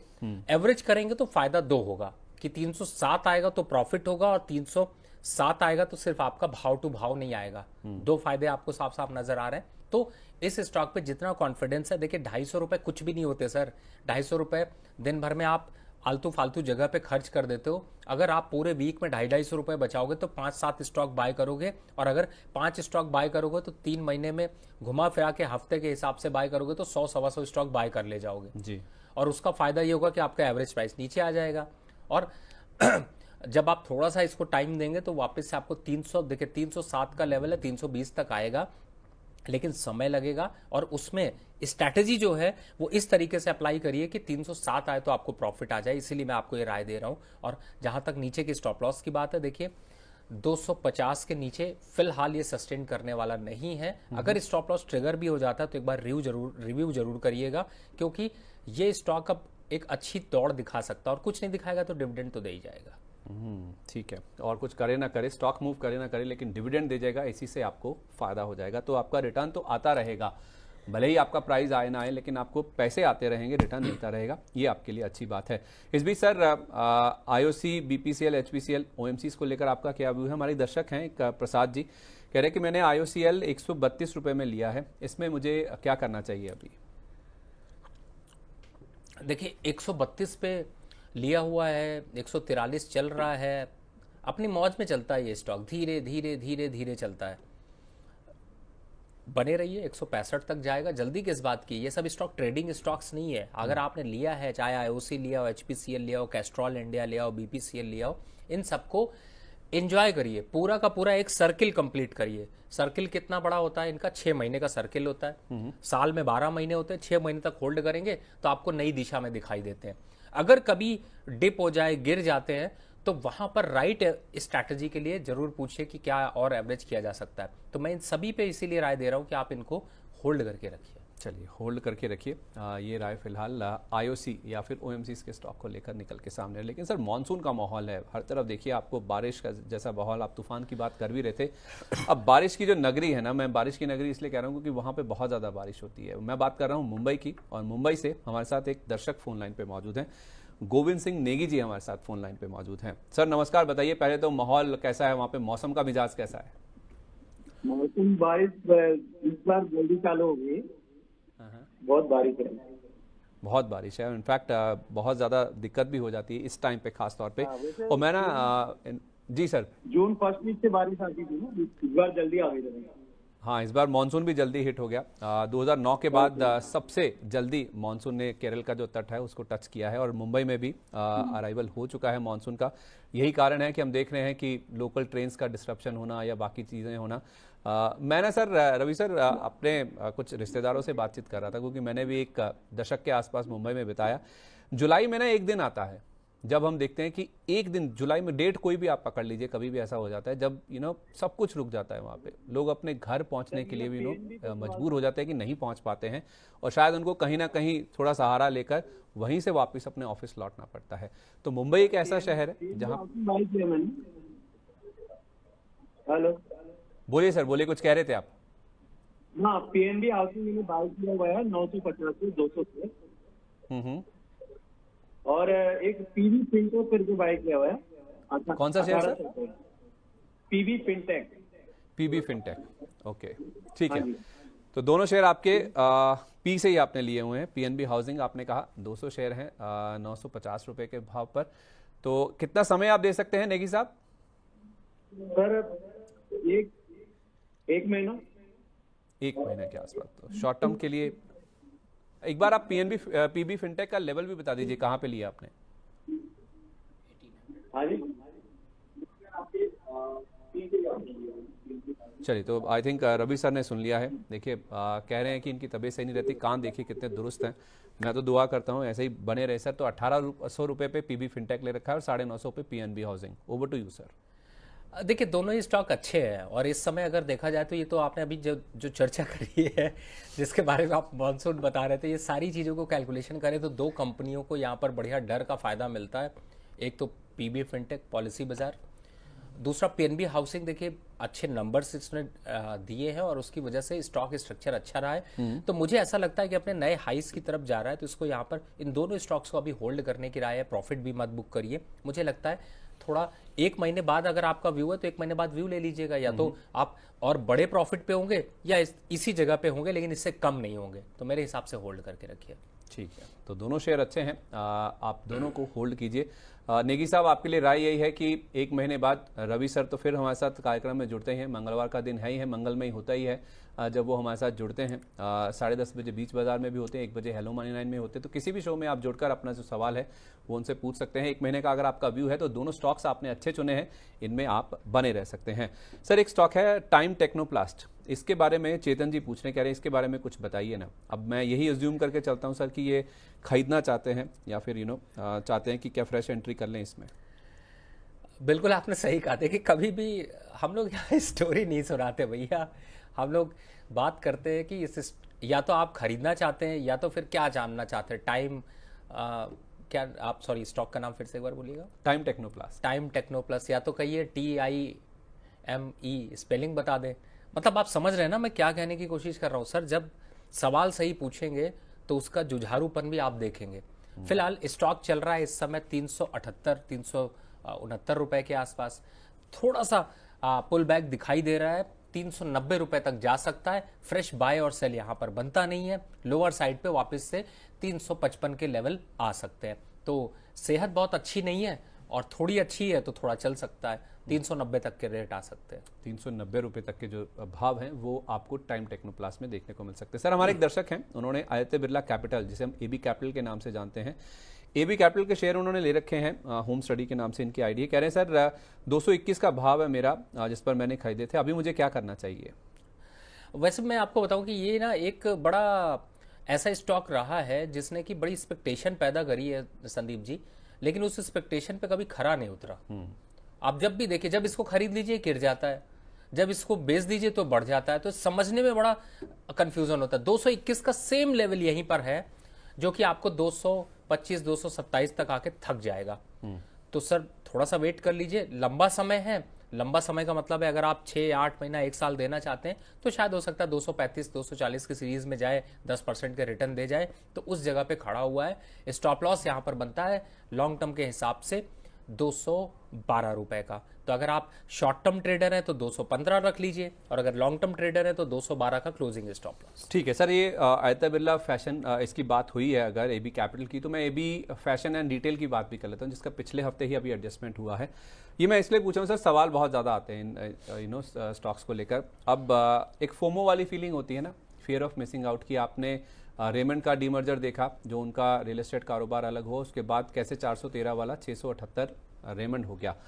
अब आदित्य बिरला अगर रिटेल की अगर आप बात करें तो थोड़ा विपरीत हमने देखा रेमंड के मुकाबले जो पूरा प्रोसेस हुआ। ये स्टॉक नीचे 86 रुपए तक फिसल गया जब इनका लाइफस्टाइल कारोबार निकल गया। अब सवाल ये आते हैं कि हम डीमर्जर का फायदा तो नहीं उठा पाए, लाइफस्टाइल वाला तो हमें डीमर्जर के तहत शेयर नहीं मिला। अब 87, 88, 90 के आसपास एबी रिटेल ले लें क्या? सर शॉपिंग करो, मज़ा करो, छोड़ो 88 रुपये में क्या करोगे शेयर खरीदना है तो थोड़े पावर ओवर वाले खरीद लो। एनएचपीसी एग्जाम्पल है, जीएमआर इंफ्रा एग्जाम्पल है जो इसी के आसपास चल रहे हैं। बहुत ज़्यादा है तो आईआरबी इंफ्रा देख लो, इंफ्रास्ट्रक्चर में लगा लो, अपने स्ट्रक्चर के ऊपर मत लगाओ। फैशन थोड़ा अभी ठंडा होने दो, शायद मेरे ख्याल से आपको ये स्टॉक 72 रुपये के आसपास मिलेगा, तो फिर देखेंगे, तब तक अभी अवॉइड। ठीक है, घूमने फिरने की बात कर ली जाए थोड़ी सी। शुभम कंसल जी का सवाल है ईज माई ट्रिप को लेकर, कह रहे हैं सर मेरे पास 600 शेयर हैं 23 रुपए के दाम पर, मुझे क्या करना चाहिए? क्या मैं इसको होल्ड करूं, बेच दूं, या मैं इसको एवरेज भी कर सकता हूं? आगे बढ़ते हैं। स्किप।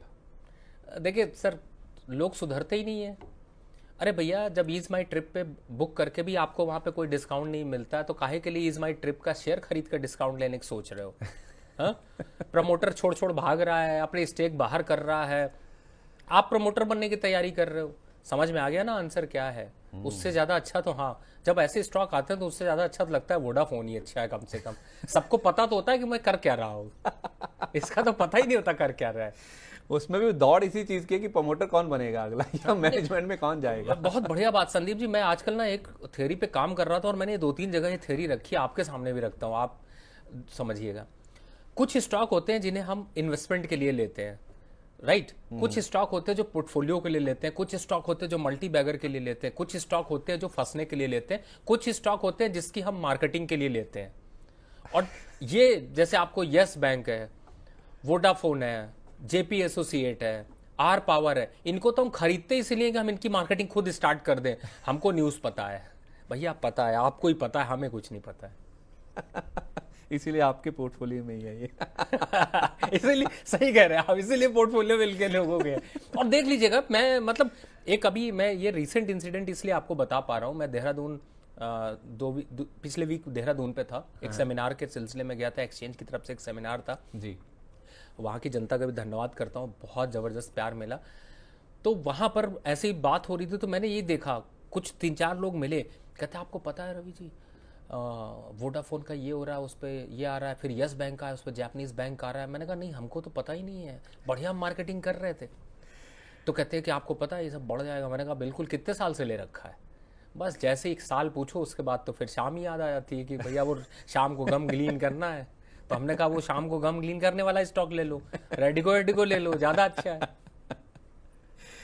सही है सर, आपने अच्छे से तबीयत से सबको जवाब दे दिया, धो डाला, मैं तो यही कहूंगा। बल्कि नहीं सर, धोना नहीं, बचाना, पैसे आपके बच रहे हैं, बहुत बढ़िया बात है। और संदीप नहीं, मैं ये वर्ड जानबूझ के यूज कर रहा हूँ सर। हो सकता है कुछ लोग इसको अदरवाइज भी लेंगे, लेकिन हो क्या रहा है ना कि लोग मानते नहीं है। पहली बात तो स्टॉप लॉस नहीं लगाते, दूसरा जिसको अवॉइड करने के लिए बोलो भारतीय एयरटेल नहीं लेंगे, 1600 वाला जो 1800-1900 हो गया वो नहीं लेना, 1500 पे बोला, 1400 पे बोला, जितने भी एनालिस्ट आते हैं नहीं लिया। वो वोडाफोन लेना है जो कि 18 वाला 6-6.5 रुपए पे आ गया। बिल्कुल सही कह रहे हैं। तो ये इसलिए बोला जा रहा है कि लोग मानते नहीं है, लोगों को अपनी न्यूज़ जो उनको पता है, जो अपनी मार्केटिंग है उसके ऊपर ज़्यादा भरोसा है और उसी एंटीसिपेशन में फंसते भी। छोटा टिकट साइज अट्रैक्ट करता है ना सर, वहीं पे आदमी फंस जाता है जाकर। वो छोटा टिकट साइज, वो जो पेनी स्टॉक्स जिन्हें हम बोलते हैं। जी जी बिल्कुल, बहुत सही बात आप कही। और बीच में अभी आप एक चर्चा कर रहे थे स्वास्थ्य की।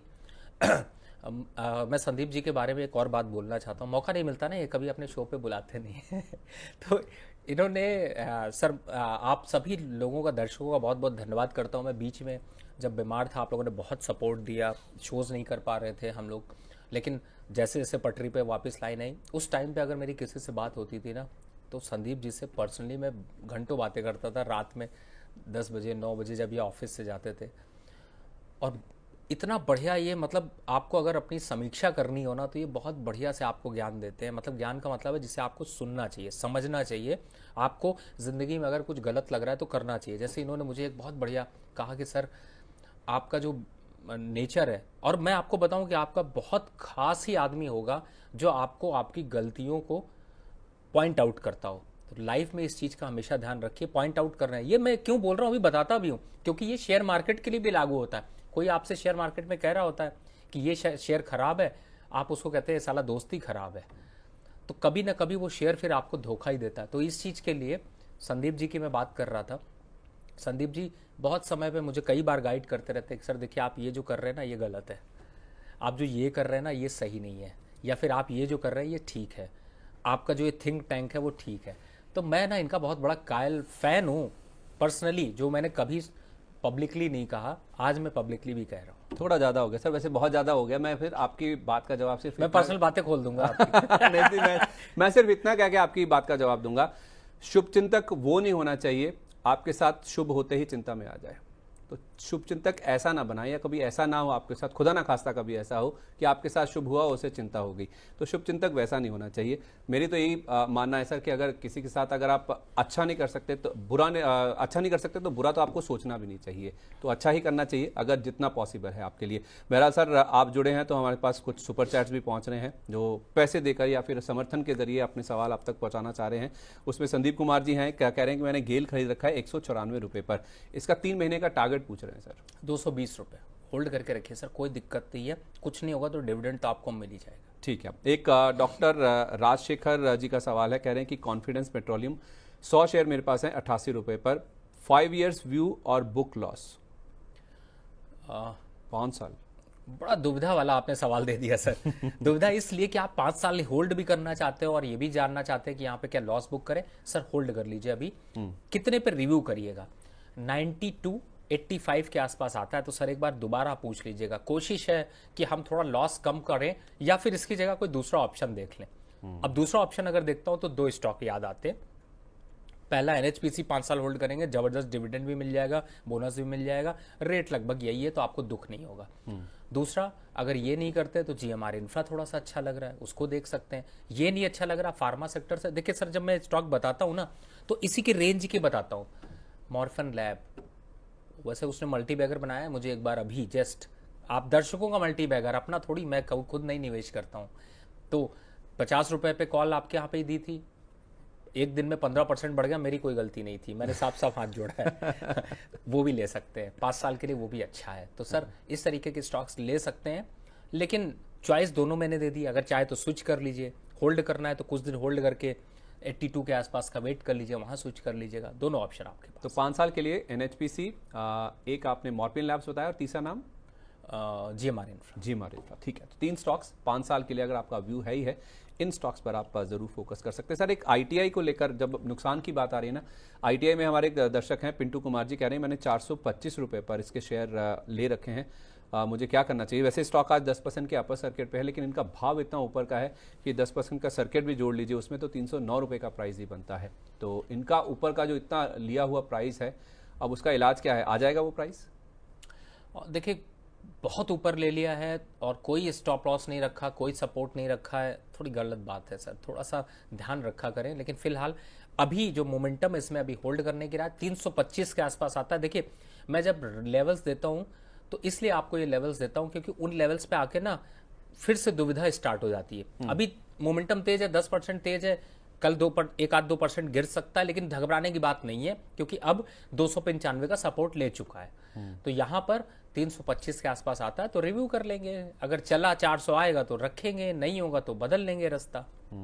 सर हमने ना डिफेंस की बात कर ली, हमने मेटल्स की भी बात कर ली, 2 एक तबके और हैं। डिफेंस के बाद रेलवे पे भी बात करनी चाहिए। आईआरएफसी को लेकर ईशु कुमार जी का सवाल है, कह रहे हैं कि टाटा स्टील, इन्होंने पूछा, टाटा स्टील की हम ऑलरेडी बात कर चुके हैं। आईआरएफसी 100 शेयर है इनके पास 140 रुपये पर। दूसरा सर कैनरा बैंक 200 शेयर है 108 रुपये के प्राइस पर। पीएसयू बैंकों और निजी बैंकों को लेकर बड़ी टसल सी चल रही है कि निजी बैंक बहुत चल चुके हैं, अब वो चलेंगे या फिर पीएसयू बैंकों की बारी है। तो एक तो इसको एड्रेस कर दीजिए कैनरा बैंक, और दूसरा IRFC railway as a pack. यार आप ना आदतें खराब करते जा रहे हो, लोगों की भी और अपनी भी। आप पहले पूछते थे सिर्फ एक सवाल, अब आप तो पूरा सेक्टर ही पूछ लेते हो। नहीं, पूरे मेरी तो आदत आप सही कर सकते हैं, वो आपके हाथ में है। पूछिए कैसे। अरे पूछिए तो सही, आप ऐसी भी क्या बात नहीं, है। बता दीजिए सर, नहीं, बता 4 बजे जुड़िए, सिंपल सोल्यूशन है, 4 बजे जुड़िए, आपका निपटारा हो जाएगा। वो उधर से प्रियंका मैडम है जो एक शाम का शो करती, म्यूचुअल फंड वाला, आप देखते होंगे। पहले जब मैं स्टूडियो आता हूँ तो मैं तैयार होके आता हूँ कि आज पूरी तरह से धुलाई होगी। उसके बाद मैं स्टॉक की धुलाई यहाँ पे लाइव कर रहा हूँ, कोई दिक्कत नहीं है। तो पहले वो स्टेज पार करनी होती है, फिर उसके बाद आगे बढ़ते हैं तो विवेक जी और सुमित जी मिलते हैं, और जब लास्ट तक पहुँचते पहुँचते जब तक मैं ख़त्म हो चुका होता हूँ तब फिर संदीप जी मिलते हैं। 4 बजे का सर प्रॉमिस किया, करूँगा ज़रूर, आप ठीक है, ध्यान perfect है रखिए। सर। और जहाँ तक आपने रेलवे की काउंटर की बात की, चलिए ये तो सब हंसी मजाक चलता रहेगा, लेकिन मुझे बड़ा दुख है अभी तक किसी ने शायरी नहीं भेजी यार, मज़ा नहीं आ रहा, बोरिंग सा हो रहा है। कितने लोग लाइव आपको देख रहे हैं इस समय? सर इस समय हमारे पास 1100 के आसपास लोग हैं जो चलिए शो क्लोज करते हैं, थैंक यू। नहीं, मैं देख लेता हूँ सर, हो सकता है मैंने कोई मिस कर दिया हो। नहीं, मैं तो इसलिए करूँ, 1100 लोग का मतलब 1:30 बजे का शो चल रहा है। साल कौन सा ऐसा रील देखने में बिजी है आदमी जो अपने पोर्टफोलियो को नहीं देख रहे हो, और पोर्टफोलियो को नहीं देख रहे हो, इतनी बढ़िया बातें कर रहे हैं, ज्ञान की बात तो संदीप जी दे रहे हैं, वहां पे जरूर देख रहे होगे जहां पे यस सर, जी सर, मैंने सर कल सर कहा सर, जी सर, यहाँ सर, वहां सर, जी सर, हो सर। क्या कर रहे हो यार, स्टॉक का शो स्टॉक करो ना, अपनी बकैती क्यों कर रहे हो?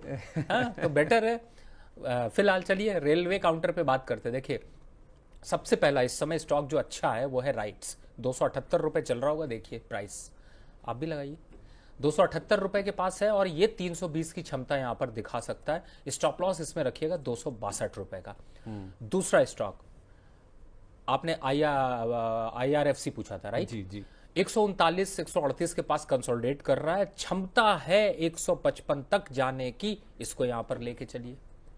तीसरा स्टॉक टेक्स रेल और टेक्स इंफ्रा, 103 चल रहा होगा टेक्स इंफ्रा, यहां पर खरीद लीजिए। चला नहीं है, इसी ने सबसे ज्यादा अभी पेन दिया है, लेकिन कॉन्फिडेंस दिया कि मार्केट में गिरा भी नहीं है, तो यहां पर इसकी खरीदारी कर लीजिए।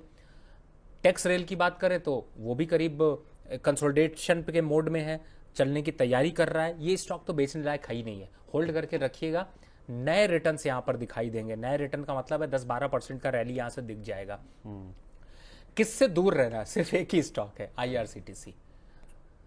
टिकट बुक करिए पर शेयर मत खरीदिएगा, नहीं तो आपके ट्रेन डबल महंगी पड़ेगी जो बुक करेंगे, नुकसान इतना बढ़ जाएगा, तो वहां पर ध्यान रखिए। और मुझे लगता है पूरे रेलवे काउंटर पे 2 हफ्ते के लिए अपनी नींद और चैन आराम से सोइए, खूब मस्त होकर सोइए, अपने बार बार चेक करने की भी जरूरत नहीं है। चलिए IRCTC को छोड़ दीजिए, बाकी सब में टिकट ले लीजिए, आप बुक कर सकते हैं इनके यहाँ से टिकट, लेकिन सफ़र जो आपको करना है शेयर बाजार का, रेलवे शेयरों में करना है, तो IRCTC के साथ नहीं, टिकट इनसे कटवा लीजिए और बाकी शेयरों को राइट कीजिए, अपने पोर्टफोलियो में रखिए, मज़े आएंगे आपके, सफ़र भी अच्छा होगा और मुनाफा भी होगा और आपको एंजॉय करने का मौका भी मिलेगा। इस बीच सर देखिए आपसे बातचीत होती है तो उसका नुकसान क्या होता है, देखिए बहुत सारी चीज़ें स्किप हो जाती है दिमाग में, इतने ऐसे अंदाज में आप बोलते हैं कि चीज़ें मिस हो जाती है। और देखिए कॉलर हमारे साथ हैं सर, काफ़ी टाइम से जुड़े हुए हैं, लोकेश आचार्य जी उदयपुर से हमारे साथ मौजूद हैं और वो अपना सवाल पूछने के लिए काफ़ी टाइम से इंतजार कर रहे हैं। लोकेश जी अगर आप हमारे साथ हैं तो पहले तो मैं आपसे माफ़ी चाहता हूँ आपको इतना इंतजार कराने के लिए। नमस्कार सर, बताइए क्या जानना चाहते हैं आप?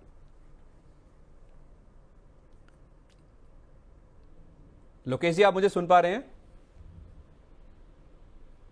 चलिए इनका सवाल हमें मिल गया है तो मैं बिल्कुल क्षमा चाहूंगा, और जब भी आपकी जो पीछे टीम बैठी है उससे कहूंगा कि जब भी ऐसा कोई कॉलर आते हैं तो हम बीच में ब्रेक ले लेंगे सर, आप सिर्फ आप फिंगर उठा लीजिए। मुझे उन्होंने हाईलाइट किया था सर, मेरी ही गलती हो गई है कि मैं उनको वेट कराया इस वजह से अब कनेक्शन उनसे नहीं हो रहा है, लेकिन उन्होंने अपना सवाल शेयर कर दिया हमारी टीम के साथ। आप रेलवे शेयरों की बात कर रहे थे। सर अभी तो इसी पे तो व्यू चल रहा है, 380 तक अभी आपको होल्ड रखना है, 420 के लक्ष्य वापस देखने को मिले, कोई दिक्कत ही नहीं है, बट स्टॉक अच्छा है, कोई बात नहीं, कॉल मिस होने का कोई फायदा वो भी नहीं है। हम रेलवे पे चर्चा कर रहे थे, यही स्टॉक एक मिस हो गया था जो छूट गया था, 480 तक अभी जाएगा तो फिर छूटना क्या है, पकड़ ही लिया। चलिए ठीक है, 2 शेयर हैं सर, एक जो हमारे दर्शक बहुत पसंद करते हैं, छोटे टिकट साइज वाला जो स्टॉक है, एक है PPL फार्मा जिसे हम पिरामल फार्मा के नाम से भी जानते हैं। हकीम शेख जी का ये सवाल है, 600 शेयर है इनके पास, 268 रुपए का प्राइस है। और दूसरा सर मेरे से मिस ना हो जाए मैं अभी बोल देता हूँ, सौरभ गोयल जी का सवाल है, डीमार्ट सर इन्होंने 4102 रुपए पर जनवरी में ले रखे हैं, कह रहे हैं कि 5 मंथ में इसने मुझे 280 रुपए बनाकर दे दिए, आप ही बताएं क्या करें इतनी बड़ी धनराशि का। दमानी जी से पूछना पड़ेगा आपको तो सर कि 280 रुपए का तो डिस्काउंट दे करके आपने स्टॉक को कुछ बढ़ा दिया कि नहीं बढ़ा दिया। नहीं सर, देखिए मैं डीमार्ट पे पहले आता हूँ। पहली बात ये स्टॉक अब स्ट्रक्चर में नहीं है कि जिसे आप बाय करके रखें। 280 रुपए है, धन्यवाद करिए, कह दीजिए धमानी जी मैं वापस आके आपके यहाँ पे कुछ खरीद के आपको दान दे जाऊंगा, कोई दिक्कत नहीं है। फिलहाल मेरे हिसाब से इस स्टॉक में स्ट्रक्चर थोड़ा पुअर है। 3800 के भाव आ जाएंगे, बीच बीच में थोड़ा ऑपरेटेड मूव जरूर आते हैं, लेकिन वो सस्टेनेबल नहीं है। फंडामेंटली बहुत ज्यादा यहाँ पर सपोर्टिव नहीं लग रहा, पहला। दूसरा, जो इस समय स्ट्रक्चर है उसको देखते हुए भी यहाँ पर लग रहा है कि स्टॉक में थोड़ा करेक्शन आना ड्यू है। तो इसलिए मुझे ऐसा लगता है कि 3800 के आसपास के भाव आ सकते हैं, तो सर मेरे ख्याल से एग्जिट कर लीजिए। अच्छा, इसमें मैं अगर एक एंसिलरी सवाल जोड़ दूं, अगर एवेन्यू सुपरमार्ट्स नहीं तो रिटेल का कोई और शेयर, खासतौर पे विशाल मेगा मार्ट जो कि अभी हाल में लिस्ट हुआ, उसको लेकर उत्साह बहुत है लोगों में, प्राइस अट्रैक्ट करता है ना, जैसे मैंने कहा। बिल्कुल, चार्ट भी लगा दीजिए सामने जिससे कि लोगों को थोड़ा सा क्लियरिटी हो जाए। देखिए विशाल मेगा मार्ट मुझे क्यों यहाँ पर अट्रैक्ट लग रहा है, क्योंकि उसका वैल्यूएशन और उसके नंबर्स बड़े अच्छे हैं। वो ज़्यादा हवाबाजी नहीं करते हैं। स्टॉक जो है वो धीरे धीरे चलता है, एक झटके में प्रॉफिट देगा, वापस दूसरे दिन उसी जगह पे खड़ा हो जाता है। फिलहाल जो अभी के स्ट्रक्चर में अगर देखते हैं, जो 100-125 रुपए के आसपास का रेंज है, उस रेंज में ही चल रहा है। अच्छी बात है कि लोअर लेवल पे वो गया नहीं, मतलब 85 का लेवल तोड़ा नहीं उसने, और इन लेवल्स पर कंसोलिडेट कर रहा है। तो मुझे लगता है कि एक अच्छा मौका है। बिल्कुल आप उसको उस पर स्विच भी कर लेंगे तो ज़्यादा फायदा है। अच्छा सर, जब आप कहते हैं ना कि लोगों को प्रॉफिट बुक करना चाहिए, एंजॉय करना चाहिए, तो एंजॉय कैसे करेगा इंसान? एक तो ट्रैवल करेगा, कहीं घूमने फिरने जाएगा, होटल स्टे करेगा, तो फिर लेमन ट्री आपको कैसा लग रहा है? 147 पर रेट पर हमारे एक दर्शक हैं एमजे व्लॉग्स करके, कह रहे हैं कि मैं क्या करूं इसमें। 121-20 रुपए के पास आके इसने अपनी सारी जान छोड़ दी, और कहीं ना कहीं से वहाँ से जो मोमेंटम आया वो उतना अट्रैक्टिव नहीं हुआ। लेकिन ये है कि एक चीज़ जो मुझे समझ में आ रही है इसमें, कि सर देखिए दो कैलकुलेशन समझिए। लेमन ट्री पे इस समय जो नंबर्स हैं वो देखने पे अगर लगता है कि 155 रुपए तक, 50 रुपए तक आ सकता है, तो वहां तक तो आप होल्ड करिए। लेकिन लॉजिकली अगर समझे तो देखिए इस समय सीजन जरूर आ गया, लेकिन जो पिछला अभी जो जियो पॉलिटिकल टेंशन हुआ था जी, मैं जियो पॉलिटिकल टेंशन मतलब अपनी भारत और पाकिस्तान की बात कर रहा हूँ, उसमें जितनी कैंसलेशन और जितना धक्का लगा इस इंडस्ट्री को ना जी, वो काफ़ी जो है वो लॉस इम्पैक्ट रहा कंपनियों के लिए। तो कहीं ना कहीं से ये अट्रैक्शन वहां से डाउन हो गया। अदरवाइज आपको ये 150-165 का भाव जरूर देता। मैं 120 का इसलिए बोल रहा था क्योंकि 120 के नीचे नहीं जाने को तैयार हुआ था, ये अच्छी बात थी इसकी जी। तो फिलहाल होल्ड कर लीजिए, लेकिन 150-55 पे बिल्कुल यहाँ पर बने रहिए। और एक बड़ी बड़ी बड़ी बात कही आपने, आईपीओ भी एक आ रहा है, अभी चर्चा करेंगे उसमें। हाँ करेंगे सर। इस बीच में ना पीपीएल फार्मा छूट गया, पिरामल फार्मा। नहीं सर, पिरामल फार्मा की तो चिंता ही नहीं करनी है, 300 रुपए का लक्ष्य है, इसलिए मैंने उतना कुछ जोर नहीं दिया। नहीं, दिक्कत यह है कि इन्होंने 268 पे ले रखे हैं। बढ़िया है सर, एवरेज कर लीजिए करंट लेवल पे, यहाँ पे ले लें, ठीक है, परफेक्ट है। तो अभी 205-210 के आसपास। सर सवाल याद रहते हैं, मैं अगर नहीं कोई प्रायोरिटी नहीं है तो इसका मतलब उसको होल्ड ही करना है अभी। अरे वाह, क्या बात है, ये तो आपकी ब्यूटी है सर। और अब एक सवाल मैं ले रहा हूं सर, इन्होंने मेरे कुछ शब्दों को यूज कर लिया है इसमें। किरण जी का सवाल है, कह रहे रवि सर को दंडवत प्रणाम। या काय कह रहे अब सर कोई तो भावना होगी मन में, कोई तो विचार आया होगा, कोई भाव आया होगा, जिस वजह से हर किसी के सवाल पढ़ रहा हूं सर आपके सामने। नमस्कार, गुड मॉर्निंग, गुड आफ्टरनून, हर कोई बोलता है। ये दंडवत प्रणाम, ये इन्हीं का ही भाव है सर, मेरा भी, मैं इसमें शामिल कर देता हूँ, आप प्लीज स्वीकार कीजिए इस चीज को। SJVN इनके पास है सर, 102 रुपए पर बाय किए हुए हैं, कह रहे हैं कहां तक जाएगा ये? पहला टारगेट 125 रुपए है, यानी कि आपको 25% का रिटर्न ये देगा। तो फिर घबराने की कोई जरूरत नहीं है, एकदम डटे रहिए, धीरे धीरे करके रिटर्न्स बढ़ते रहेंगे। ठीक है। अच्छा, घूमने फिरने की जब बात आई थी ना सर, तो उसमें होटल्स की बात तो हमने कर ली, वीज़ा सर्विसेज भी तो जरूरी होती है। उसमें एक BLS ई सर्विसेज करके है, ये वीराना जी का सवाल है, कह रहे हैं कि sir your view on BLS E services, I am long term investor, have bought this 1000 shares at 206, I can hold for 4 to 5 years। 206 पे लिए हैं, 1000 क्वांटिटी है, और 4 से 5 साल होल्ड कर सकते हैं। देखो सर, 4 से 5 साल होल्ड करना हो ना, तो मस्त स्टॉक होल्ड करो जिसमें डिविडेंड अच्छा मिलता हो, और साथ में स्टॉक पड़ा रहना तो दुखी ना करे। जैसे कोल इंडिया है, वेदांता है, गेल है, ये सब स्टॉक्स को मोमेंट्री लो और निकल जाओ, वही ज़्यादा अच्छा है। फिलहाल 209 के आसपास शायद मेरे ख्याल से चल रहा है जी, 209 के आसपास चल रहा है। 215 पे प्यार खत्म कर लीजिए। ठीक है। अच्छा, एक ऐसा ही स्टॉक एक सर एनबीसीसी भी है, काफ़ी टाइम के बाद चलना शुरू हुआ है। हमारे एक दर्शक कह रहे हैं कि मेरे पास 900 शेयर हैं, 11 पर आई थिंक कुछ 111 पे कुछ टाइपो होगा ऑब्वियसली, प्रॉफिट बुक कर लूँ क्या सर जी? सर 114 चल रहा है, 120-25 जाएगा, क्या के लिए प्रॉफिट बुक कर लेगा। और इन्हीं का एक दोस्त याद आ गया मुझे, एनएमडीसी। मैंने 2 स्टॉक्स अभी रिसेंटली रिकमेंड किए थे। एनएमडीसी किया था 62 पे और मॉर्फन लैब किया था 48 रुपए पे। भाई साहब इतने इस तरह से चल जाते हैं कि लोग शक की दृष्टि से देखने लगते हैं, जबकि इनको चलाना इतना आसान नहीं है जितना आप सोचते हैं। ये अपने भी वो मस्त हाथी हैं जो अपने हिसाब से ही चलते हैं, तो उसमें एनबीसीसी भी अपने मस्त हाथी है, होल्ड करके रखिए। चलिए सर, अब आ गया है इरशाद कहने का मौका। होम स्टडी के नाम के हमारे जो दर्शक हैं जिन्होंने आईडी बनाई है, उन्होंने भेज दी है शायरी आपके लिए, अब सुनिएगा। कह रहे हैं, मुकद्दर में यूं ही रुसवाइयाँ होती तो महफिल में रवि सर की यूं ना आया होता। मुकद्दर में यूं ही रुसवाइयाँ होती तो महफिल में रवि सर की यूं ना आया होता। चाहत अगर संदीप सर की ना होती तो लाखों में इस मनी 9 प्रोग्राम यूं ना देखा होता। क्या बात है सर, बहुत बहुत धन्यवाद। देखा सर क्या कह रहा था मैं देखिए, मैं एक बात बताऊं सर, स्टॉक चले ना चले, लेकिन मैं अपने परिवार के साथ ना मैं बहुत खुश रहता हूँ। और एक बात का कॉन्फिडेंस रहता है हमेशा संदीप जी, कि मतलब जब मैं रिक्वेस्ट करता हूँ तो जवाब जरूर आता है, और जब मैं सवाल बोलता हूँ तो उसका जवाब जरूर आता है। और देखिए इतना प्यार, मतलब आपकी भावनाएं, मतलब मुझे ऐसा लग रहा है कि ये सामने कैमरा नहीं है, स्क्रीन है, शीशे के इस साइड में बैठा हूँ जहाँ पे आवाज़ आपकी आ रही है लेकिन फीलिंग्स नहीं दिखा पा रहा हूँ। तो आप मेरे हिसाब से आप जो बोल रहे हैं वो एकदम महसूस कर रहा हूँ। और मुझे ये बात मैं इसलिए कह रहा हूँ संदीप जी, क्योंकि किसी ने शायद मेरे ख्याल से मैं एक इवेंट पे गया हुआ था और वहाँ पर एक बंदा ऐसे ही आया मिलने के लिए और उसने बड़े कॉन्फिडेंटली कहा। इनफैक्ट मैं आपको कई इंसिडेंट ऐसे बता सकता हूँ जो कि आपको बड़े सरप्राइजिंग लगेंगे। मैं जनरली जब बाहर ट्रैवल करता हूँ तो मास्क यूज़ करता हूँ। ओके। और मैं हैदराबाद के एयरपोर्ट पे था और उसने कहा आईडी, तो जब मैंने आईडी उसको दिखाई तो उसने मेरी आईडी देखते कहता ओह मनी 9 सर, फैन हूँ आपका। कहता बस एक चीज़ है, आप मास्क उतार दीजिए। सेल्फी ले सके। हाँ, तो मतलब और सेम यही चीज़, मतलब मैंने सोचा यार ये एयरपोर्ट में जितने हमारे सीआईएफ के भाई बहन बैठते हैं वो बढ़िया इस्तेमाल कर रहे हैं आपके चैनल का। और लिटरली मतलब मैंने सोचा कहीं डॉक्टर रवि सिंह की जगह नाम ही मैंने अपना मनी 9 रख लूं यार। मतलब आप समझिए, और उनकी फीलिंग कि उन्होंने आईडी को बस ऐसे देखा और उसके बाद सिंपल बस कहा ओह मनी 9, मतलब कहा यार क्या बात है। मतलब आप समझ सकते हैं, उनकी फीलिंग समझ सकते हैं। वही फीलिंग, मतलब मुझे ऐसा लगता है कि जैसे लग रहा हो कि सामने बैठ के बोल रहे हैं उसी भाव से। और जब उन्होंने हाथ मिलाया तो जो स्पर्श था वो इतना ऐसा महसूस कराता है जो दिल तक असर कर जाता है। मैं अपनी भावनाओं को एक्सप्रेस नहीं कर पा रहा हूँ। संदीप जी आप बता सकते हो। नहीं, बिल्कुल मैं समझ गया सर जो आप पॉइंट कहना चाह रहे हैं ना, जिस भावना को आप व्यक्त करना चाह रहे हैं, क्योंकि आप लोगों से मिलते हैं, बहुत ट्रैवल भी करते हैं, काफ़ी जगह आपका आना जाना होता भी है। तो जिस तरह से आप ये जो सवाल हैं, आई थिंक मुझे लग रहा होगा कि आपको ऐसा महसूस हो रहा होगा कि सामने ही साक्षात शायद बोल रहे हैं, क्योंकि आप तो लोगों से डायरेक्टली भी इंटरेक्ट करते हैं।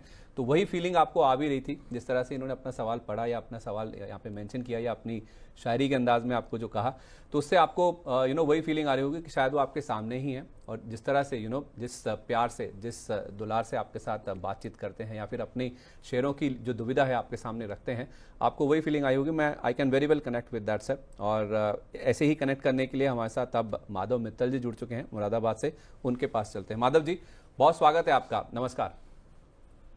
नमस्कार संदीप जी, नमस्कार रवि जी।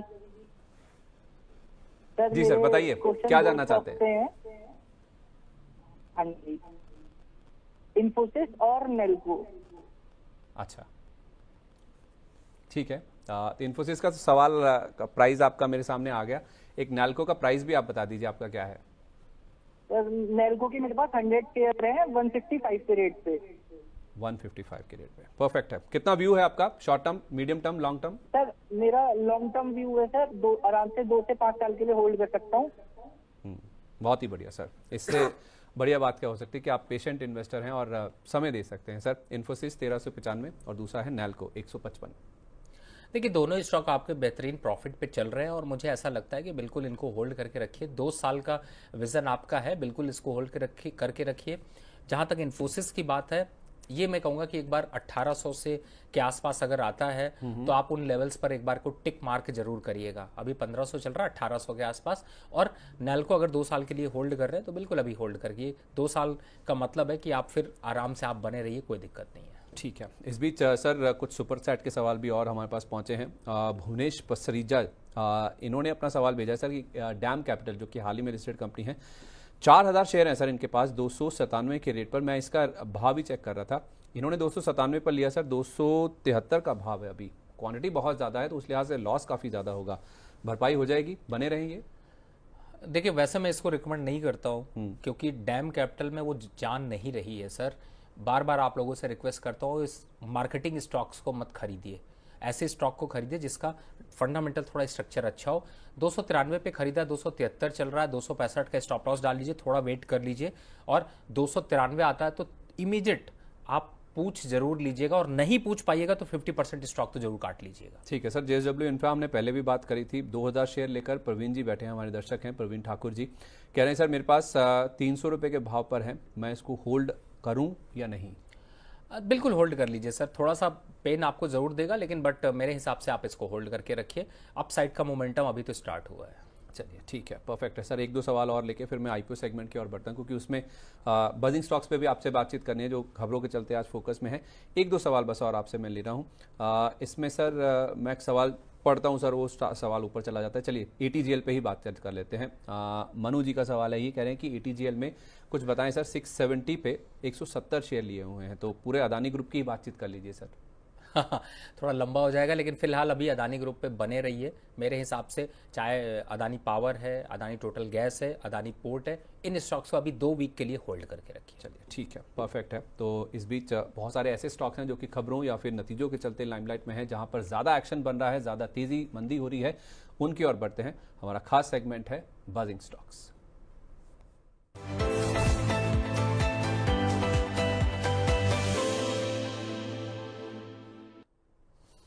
तो रवि सर आप भी सोचेंगे कि थका देते हैं, इतना लंबा शो होता है, लेकिन आपसे बातचीत करते हुए मज़ा बहुत आता है। आई एम श्योर हमारे साथ जो दर्शक भी जुड़े हुए हैं उनको भी, जब आप सुनते होंगे तो एक बार तो मंत्रमुग्ध हो जाते होंगे जिस तरह से आप अपनी वाणी का उच्चारण करते हैं। आई मस्ट से लोग जुड़े रहते होंगे और चिपके रहते होंगे स्क्रीन पर। नहीं देखिए मैं इतना समझता हूँ कि जिस हिसाब से आप बोलते हैं, मैं तो आपका जी बिजनेस से फ़ैन रहा हूँ, आपने बड़ा लंबा सफ़र तय किया और आपका जो एक्सप्लेन करने का तरीका है मैं उसको काफ़ी कॉपी करने की कोशिश करता हूँ।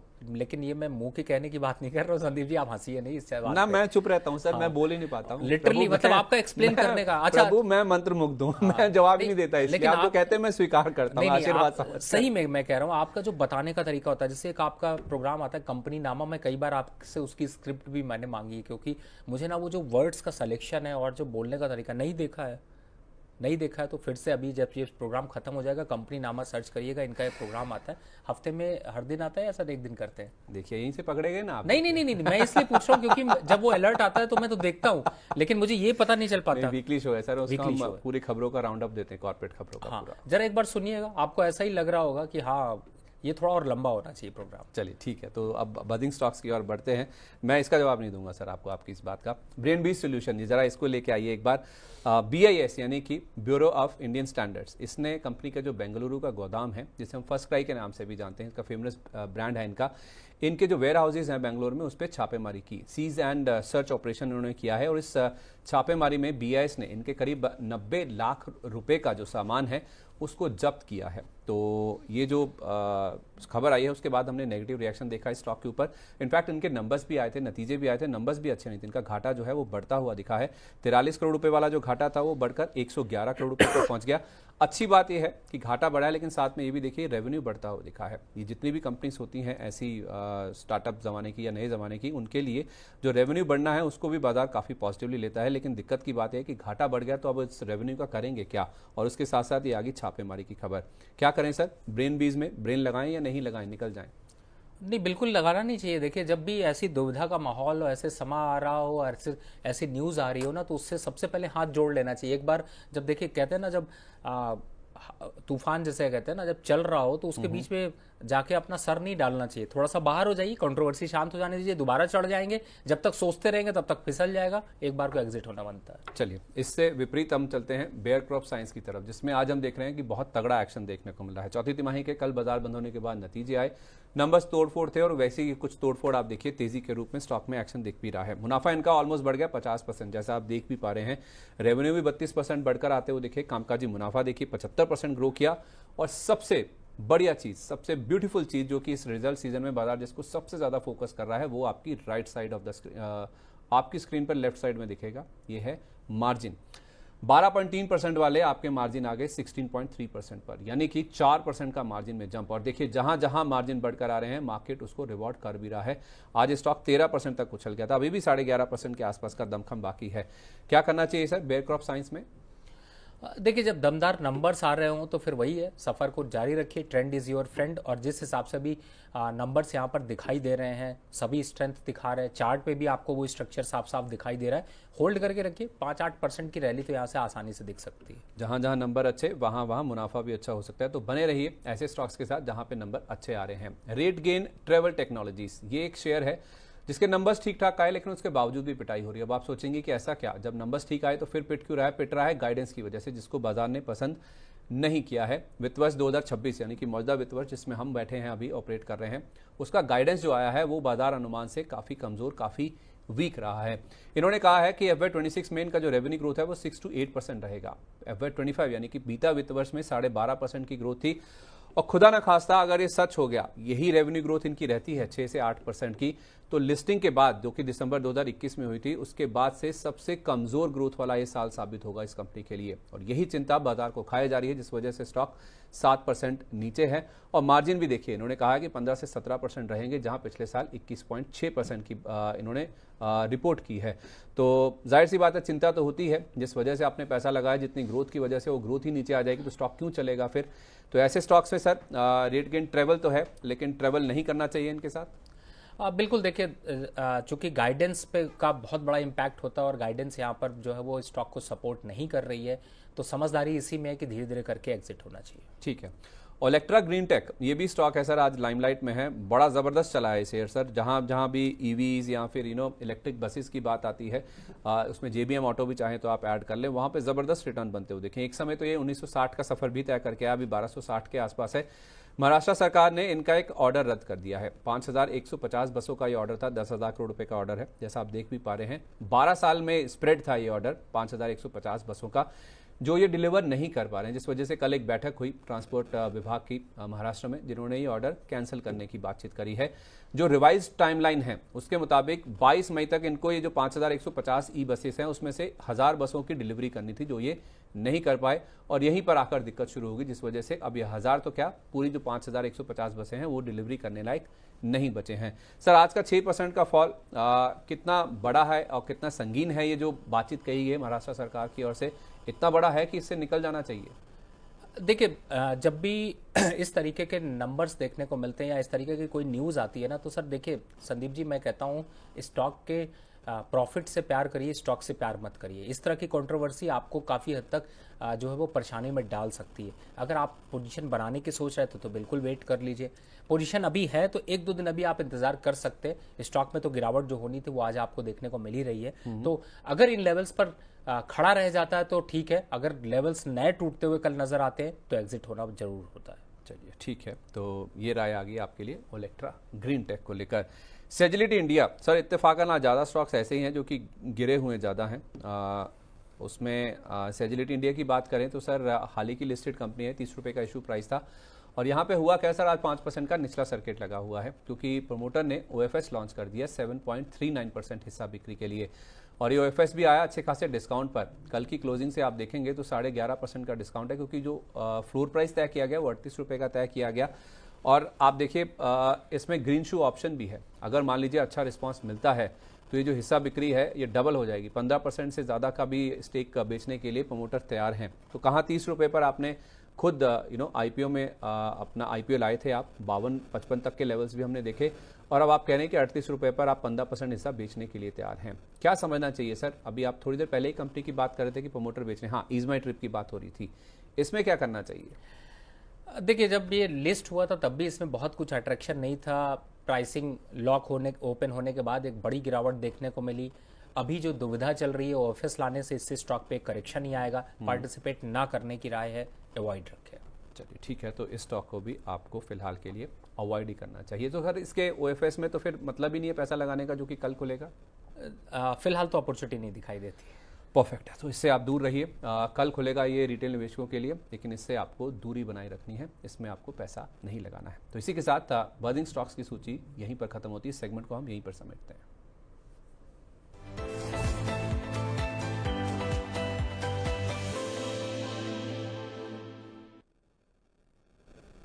इस बीच सर एक और हमारे एक दर्शक हैं आईएसपी गुरुकुल के नाम से। मैं आईपीओ वाले सेगमेंट की ओर बढ़ूं जहां पे काफ़ी ज़्यादा एक्शन है। यहाँ पे भी कुछ शेर व शायरी के अंदाज में कुछ इन्होंने लिखा है। आईएसपी गुरुकुल के नाम से सर इनकी आईडी है। कह रहे हैं कि Ravi sir, you are my favourite.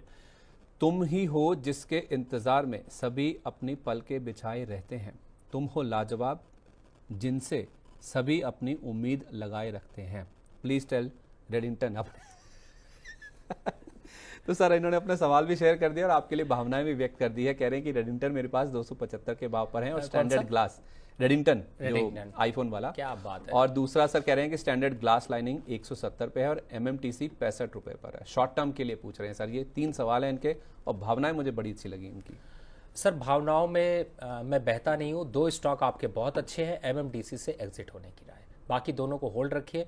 मस्त मोमेंटम दे रहे हैं और इस मोमेंटम का सफ़र तय करते हैं। ट्रेंड कोई फ्रेंड बनाते हैं, टारगेट थोड़े और बढ़ाते हैं। 5% के आसपास अपसाइड मोमेंटम और देखने को मिल सकता है। ट्रेंड को फ्रेंड बनाते हैं, टारगेट को और बढ़ाते हैं, यानी मुनाफे को और बढ़ाते हैं। जी वाह, शायर व शायरी का अंदाज तो मतलब आपके अंदर सम्मिलित है सर। मतलब बड़ी विनम्रता से, बड़े सर सहजता मुझे से। नहीं आती है। नहीं देखिए ना, आप सर राइम कर रहे हैं सर। आप बोलते बोलते आपको पता भी नहीं है कि आप शायराना अंदाज में बातचीत कर रहे हैं।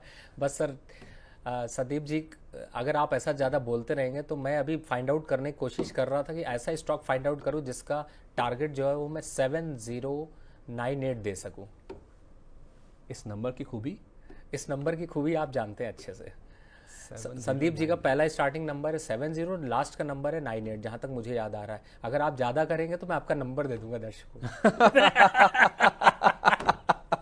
नहीं सर आप रुकिए, थमिए थोड़ा सा। अभी हम चलते हैं अपने आईपीओ सेगमेंट की तरफ। जहाँ तक मैंने सही नंबर बताया और स्टार्टिंग एंड तो बता ही सकते हैं। काफी हद तक सर काफी हद तक ठीक कहा आपने। तो फिर पूरा ही बताऊं सही से? हाँ बता दीजिए। मैं इसमें कोई वो हर्ज नहीं है सर। अगर आप सही समझे तो आपका विवेक है सर। चलिए, आईपीओ सेगमेंट में काफी हलचल है। जरा वहां समझते हैं कि किस तरह का एक्शन हो रहा है और क्या करना चाहिए आपको। वाह के आईपीओ की तरफ बढ़ते हैं।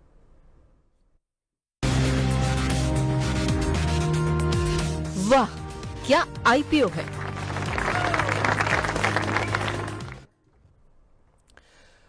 तो आईपीओ सेगमेंट में हम देख रहे हैं कि काफी ज्यादा हलचल है सर। एक तो 3 आईपीओ खुले हुए हैं और आज एक लिस्टिंग भी हुई है। लिस्टिंग की जहां तक बात है तो बुराना वीव्स करके ये कंपनी है जिसकी लिस्टिंग आज हुई है। पहले जरा मैं इसी के बारे में देख लेता हूं सर। बुराना वीव्स में अगर आप देखेंगे तो आज ये 243 रुपए के भाव पर लिस्ट हुआ है एनएसई पर, और उसके बाद हमने देखा काफी फ्लक्चुएशन हुए और 255.15 ये मौजूदा भाव है। 5% का ऊपर सर्किट इसमें लगा हुआ है।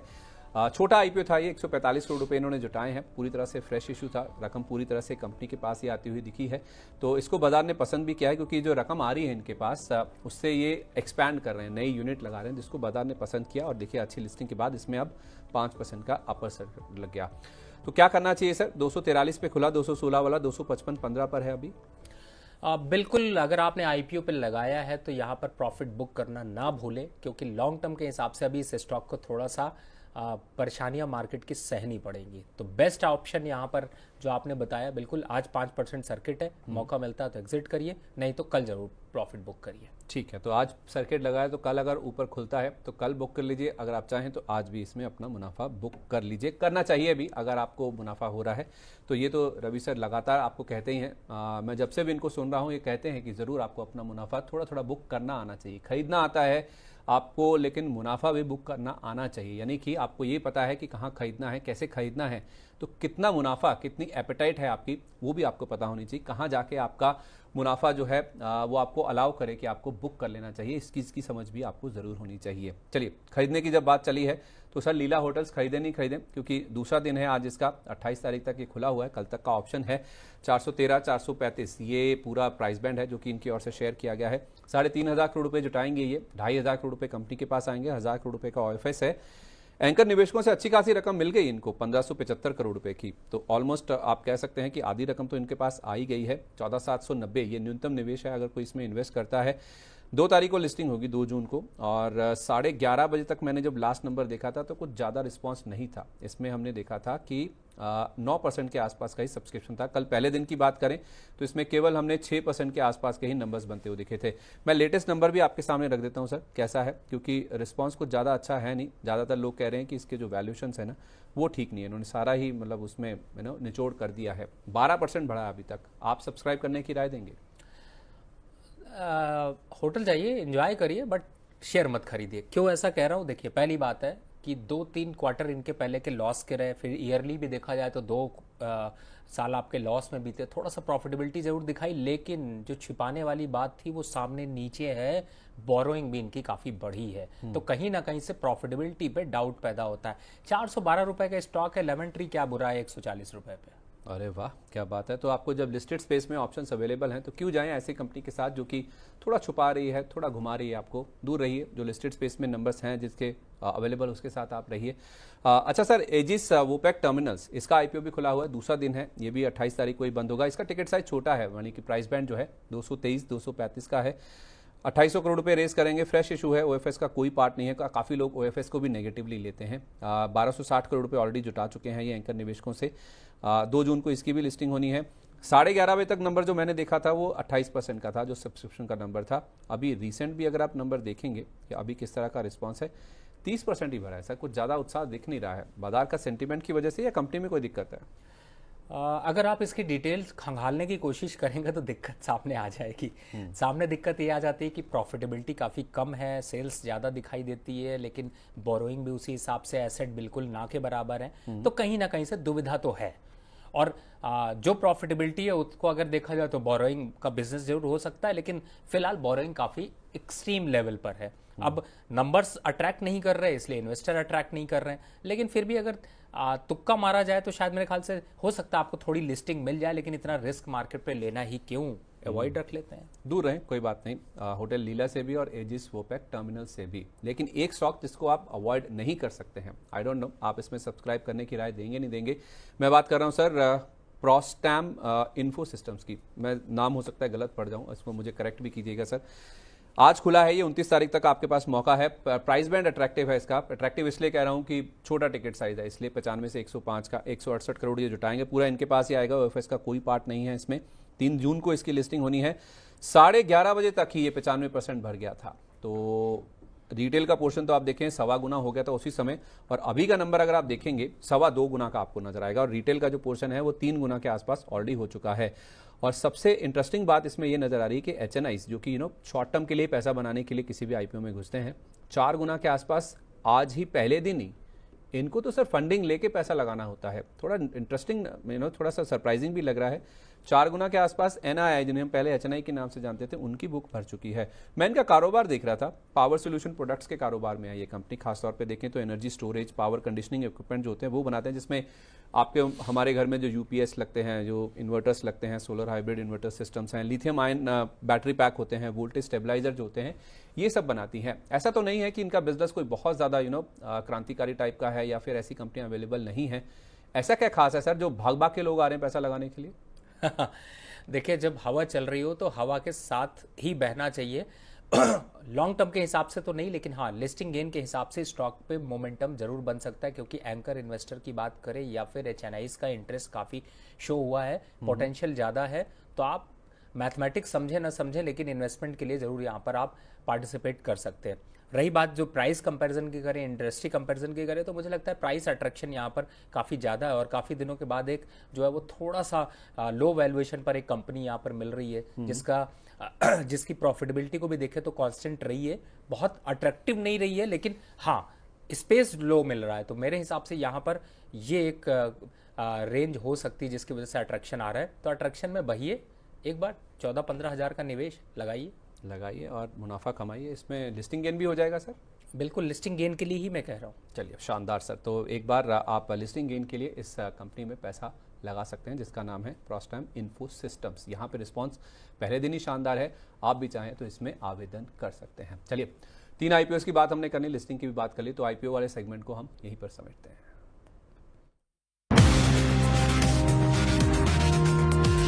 वाह क्या आईपीओ है। चलिए एक छोटा सा सवाल ले रहा हूँ नीवा बूपा का सर, फिर उसके बाद मैं रवि के रॉकस्टार्स की तरफ बढ़ूंगा। नीवा बूपा हेल्थ के 1000 शेयर हैं सर, अमित कुमार जी के पास, पूछ रहे हैं कि लॉन्ग टर्म के लिए क्या रखना सही है इसको?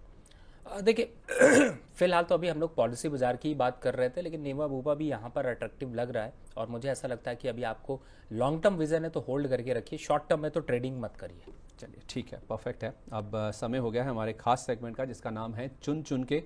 लेकिन आज चुन चुन के नहीं होगा, क्यों? क्योंकि रवि जी हैं। जब रवि जी आए हैं तो फिर चुन चुन के नहीं है, रवि के रॉक स्टार्स।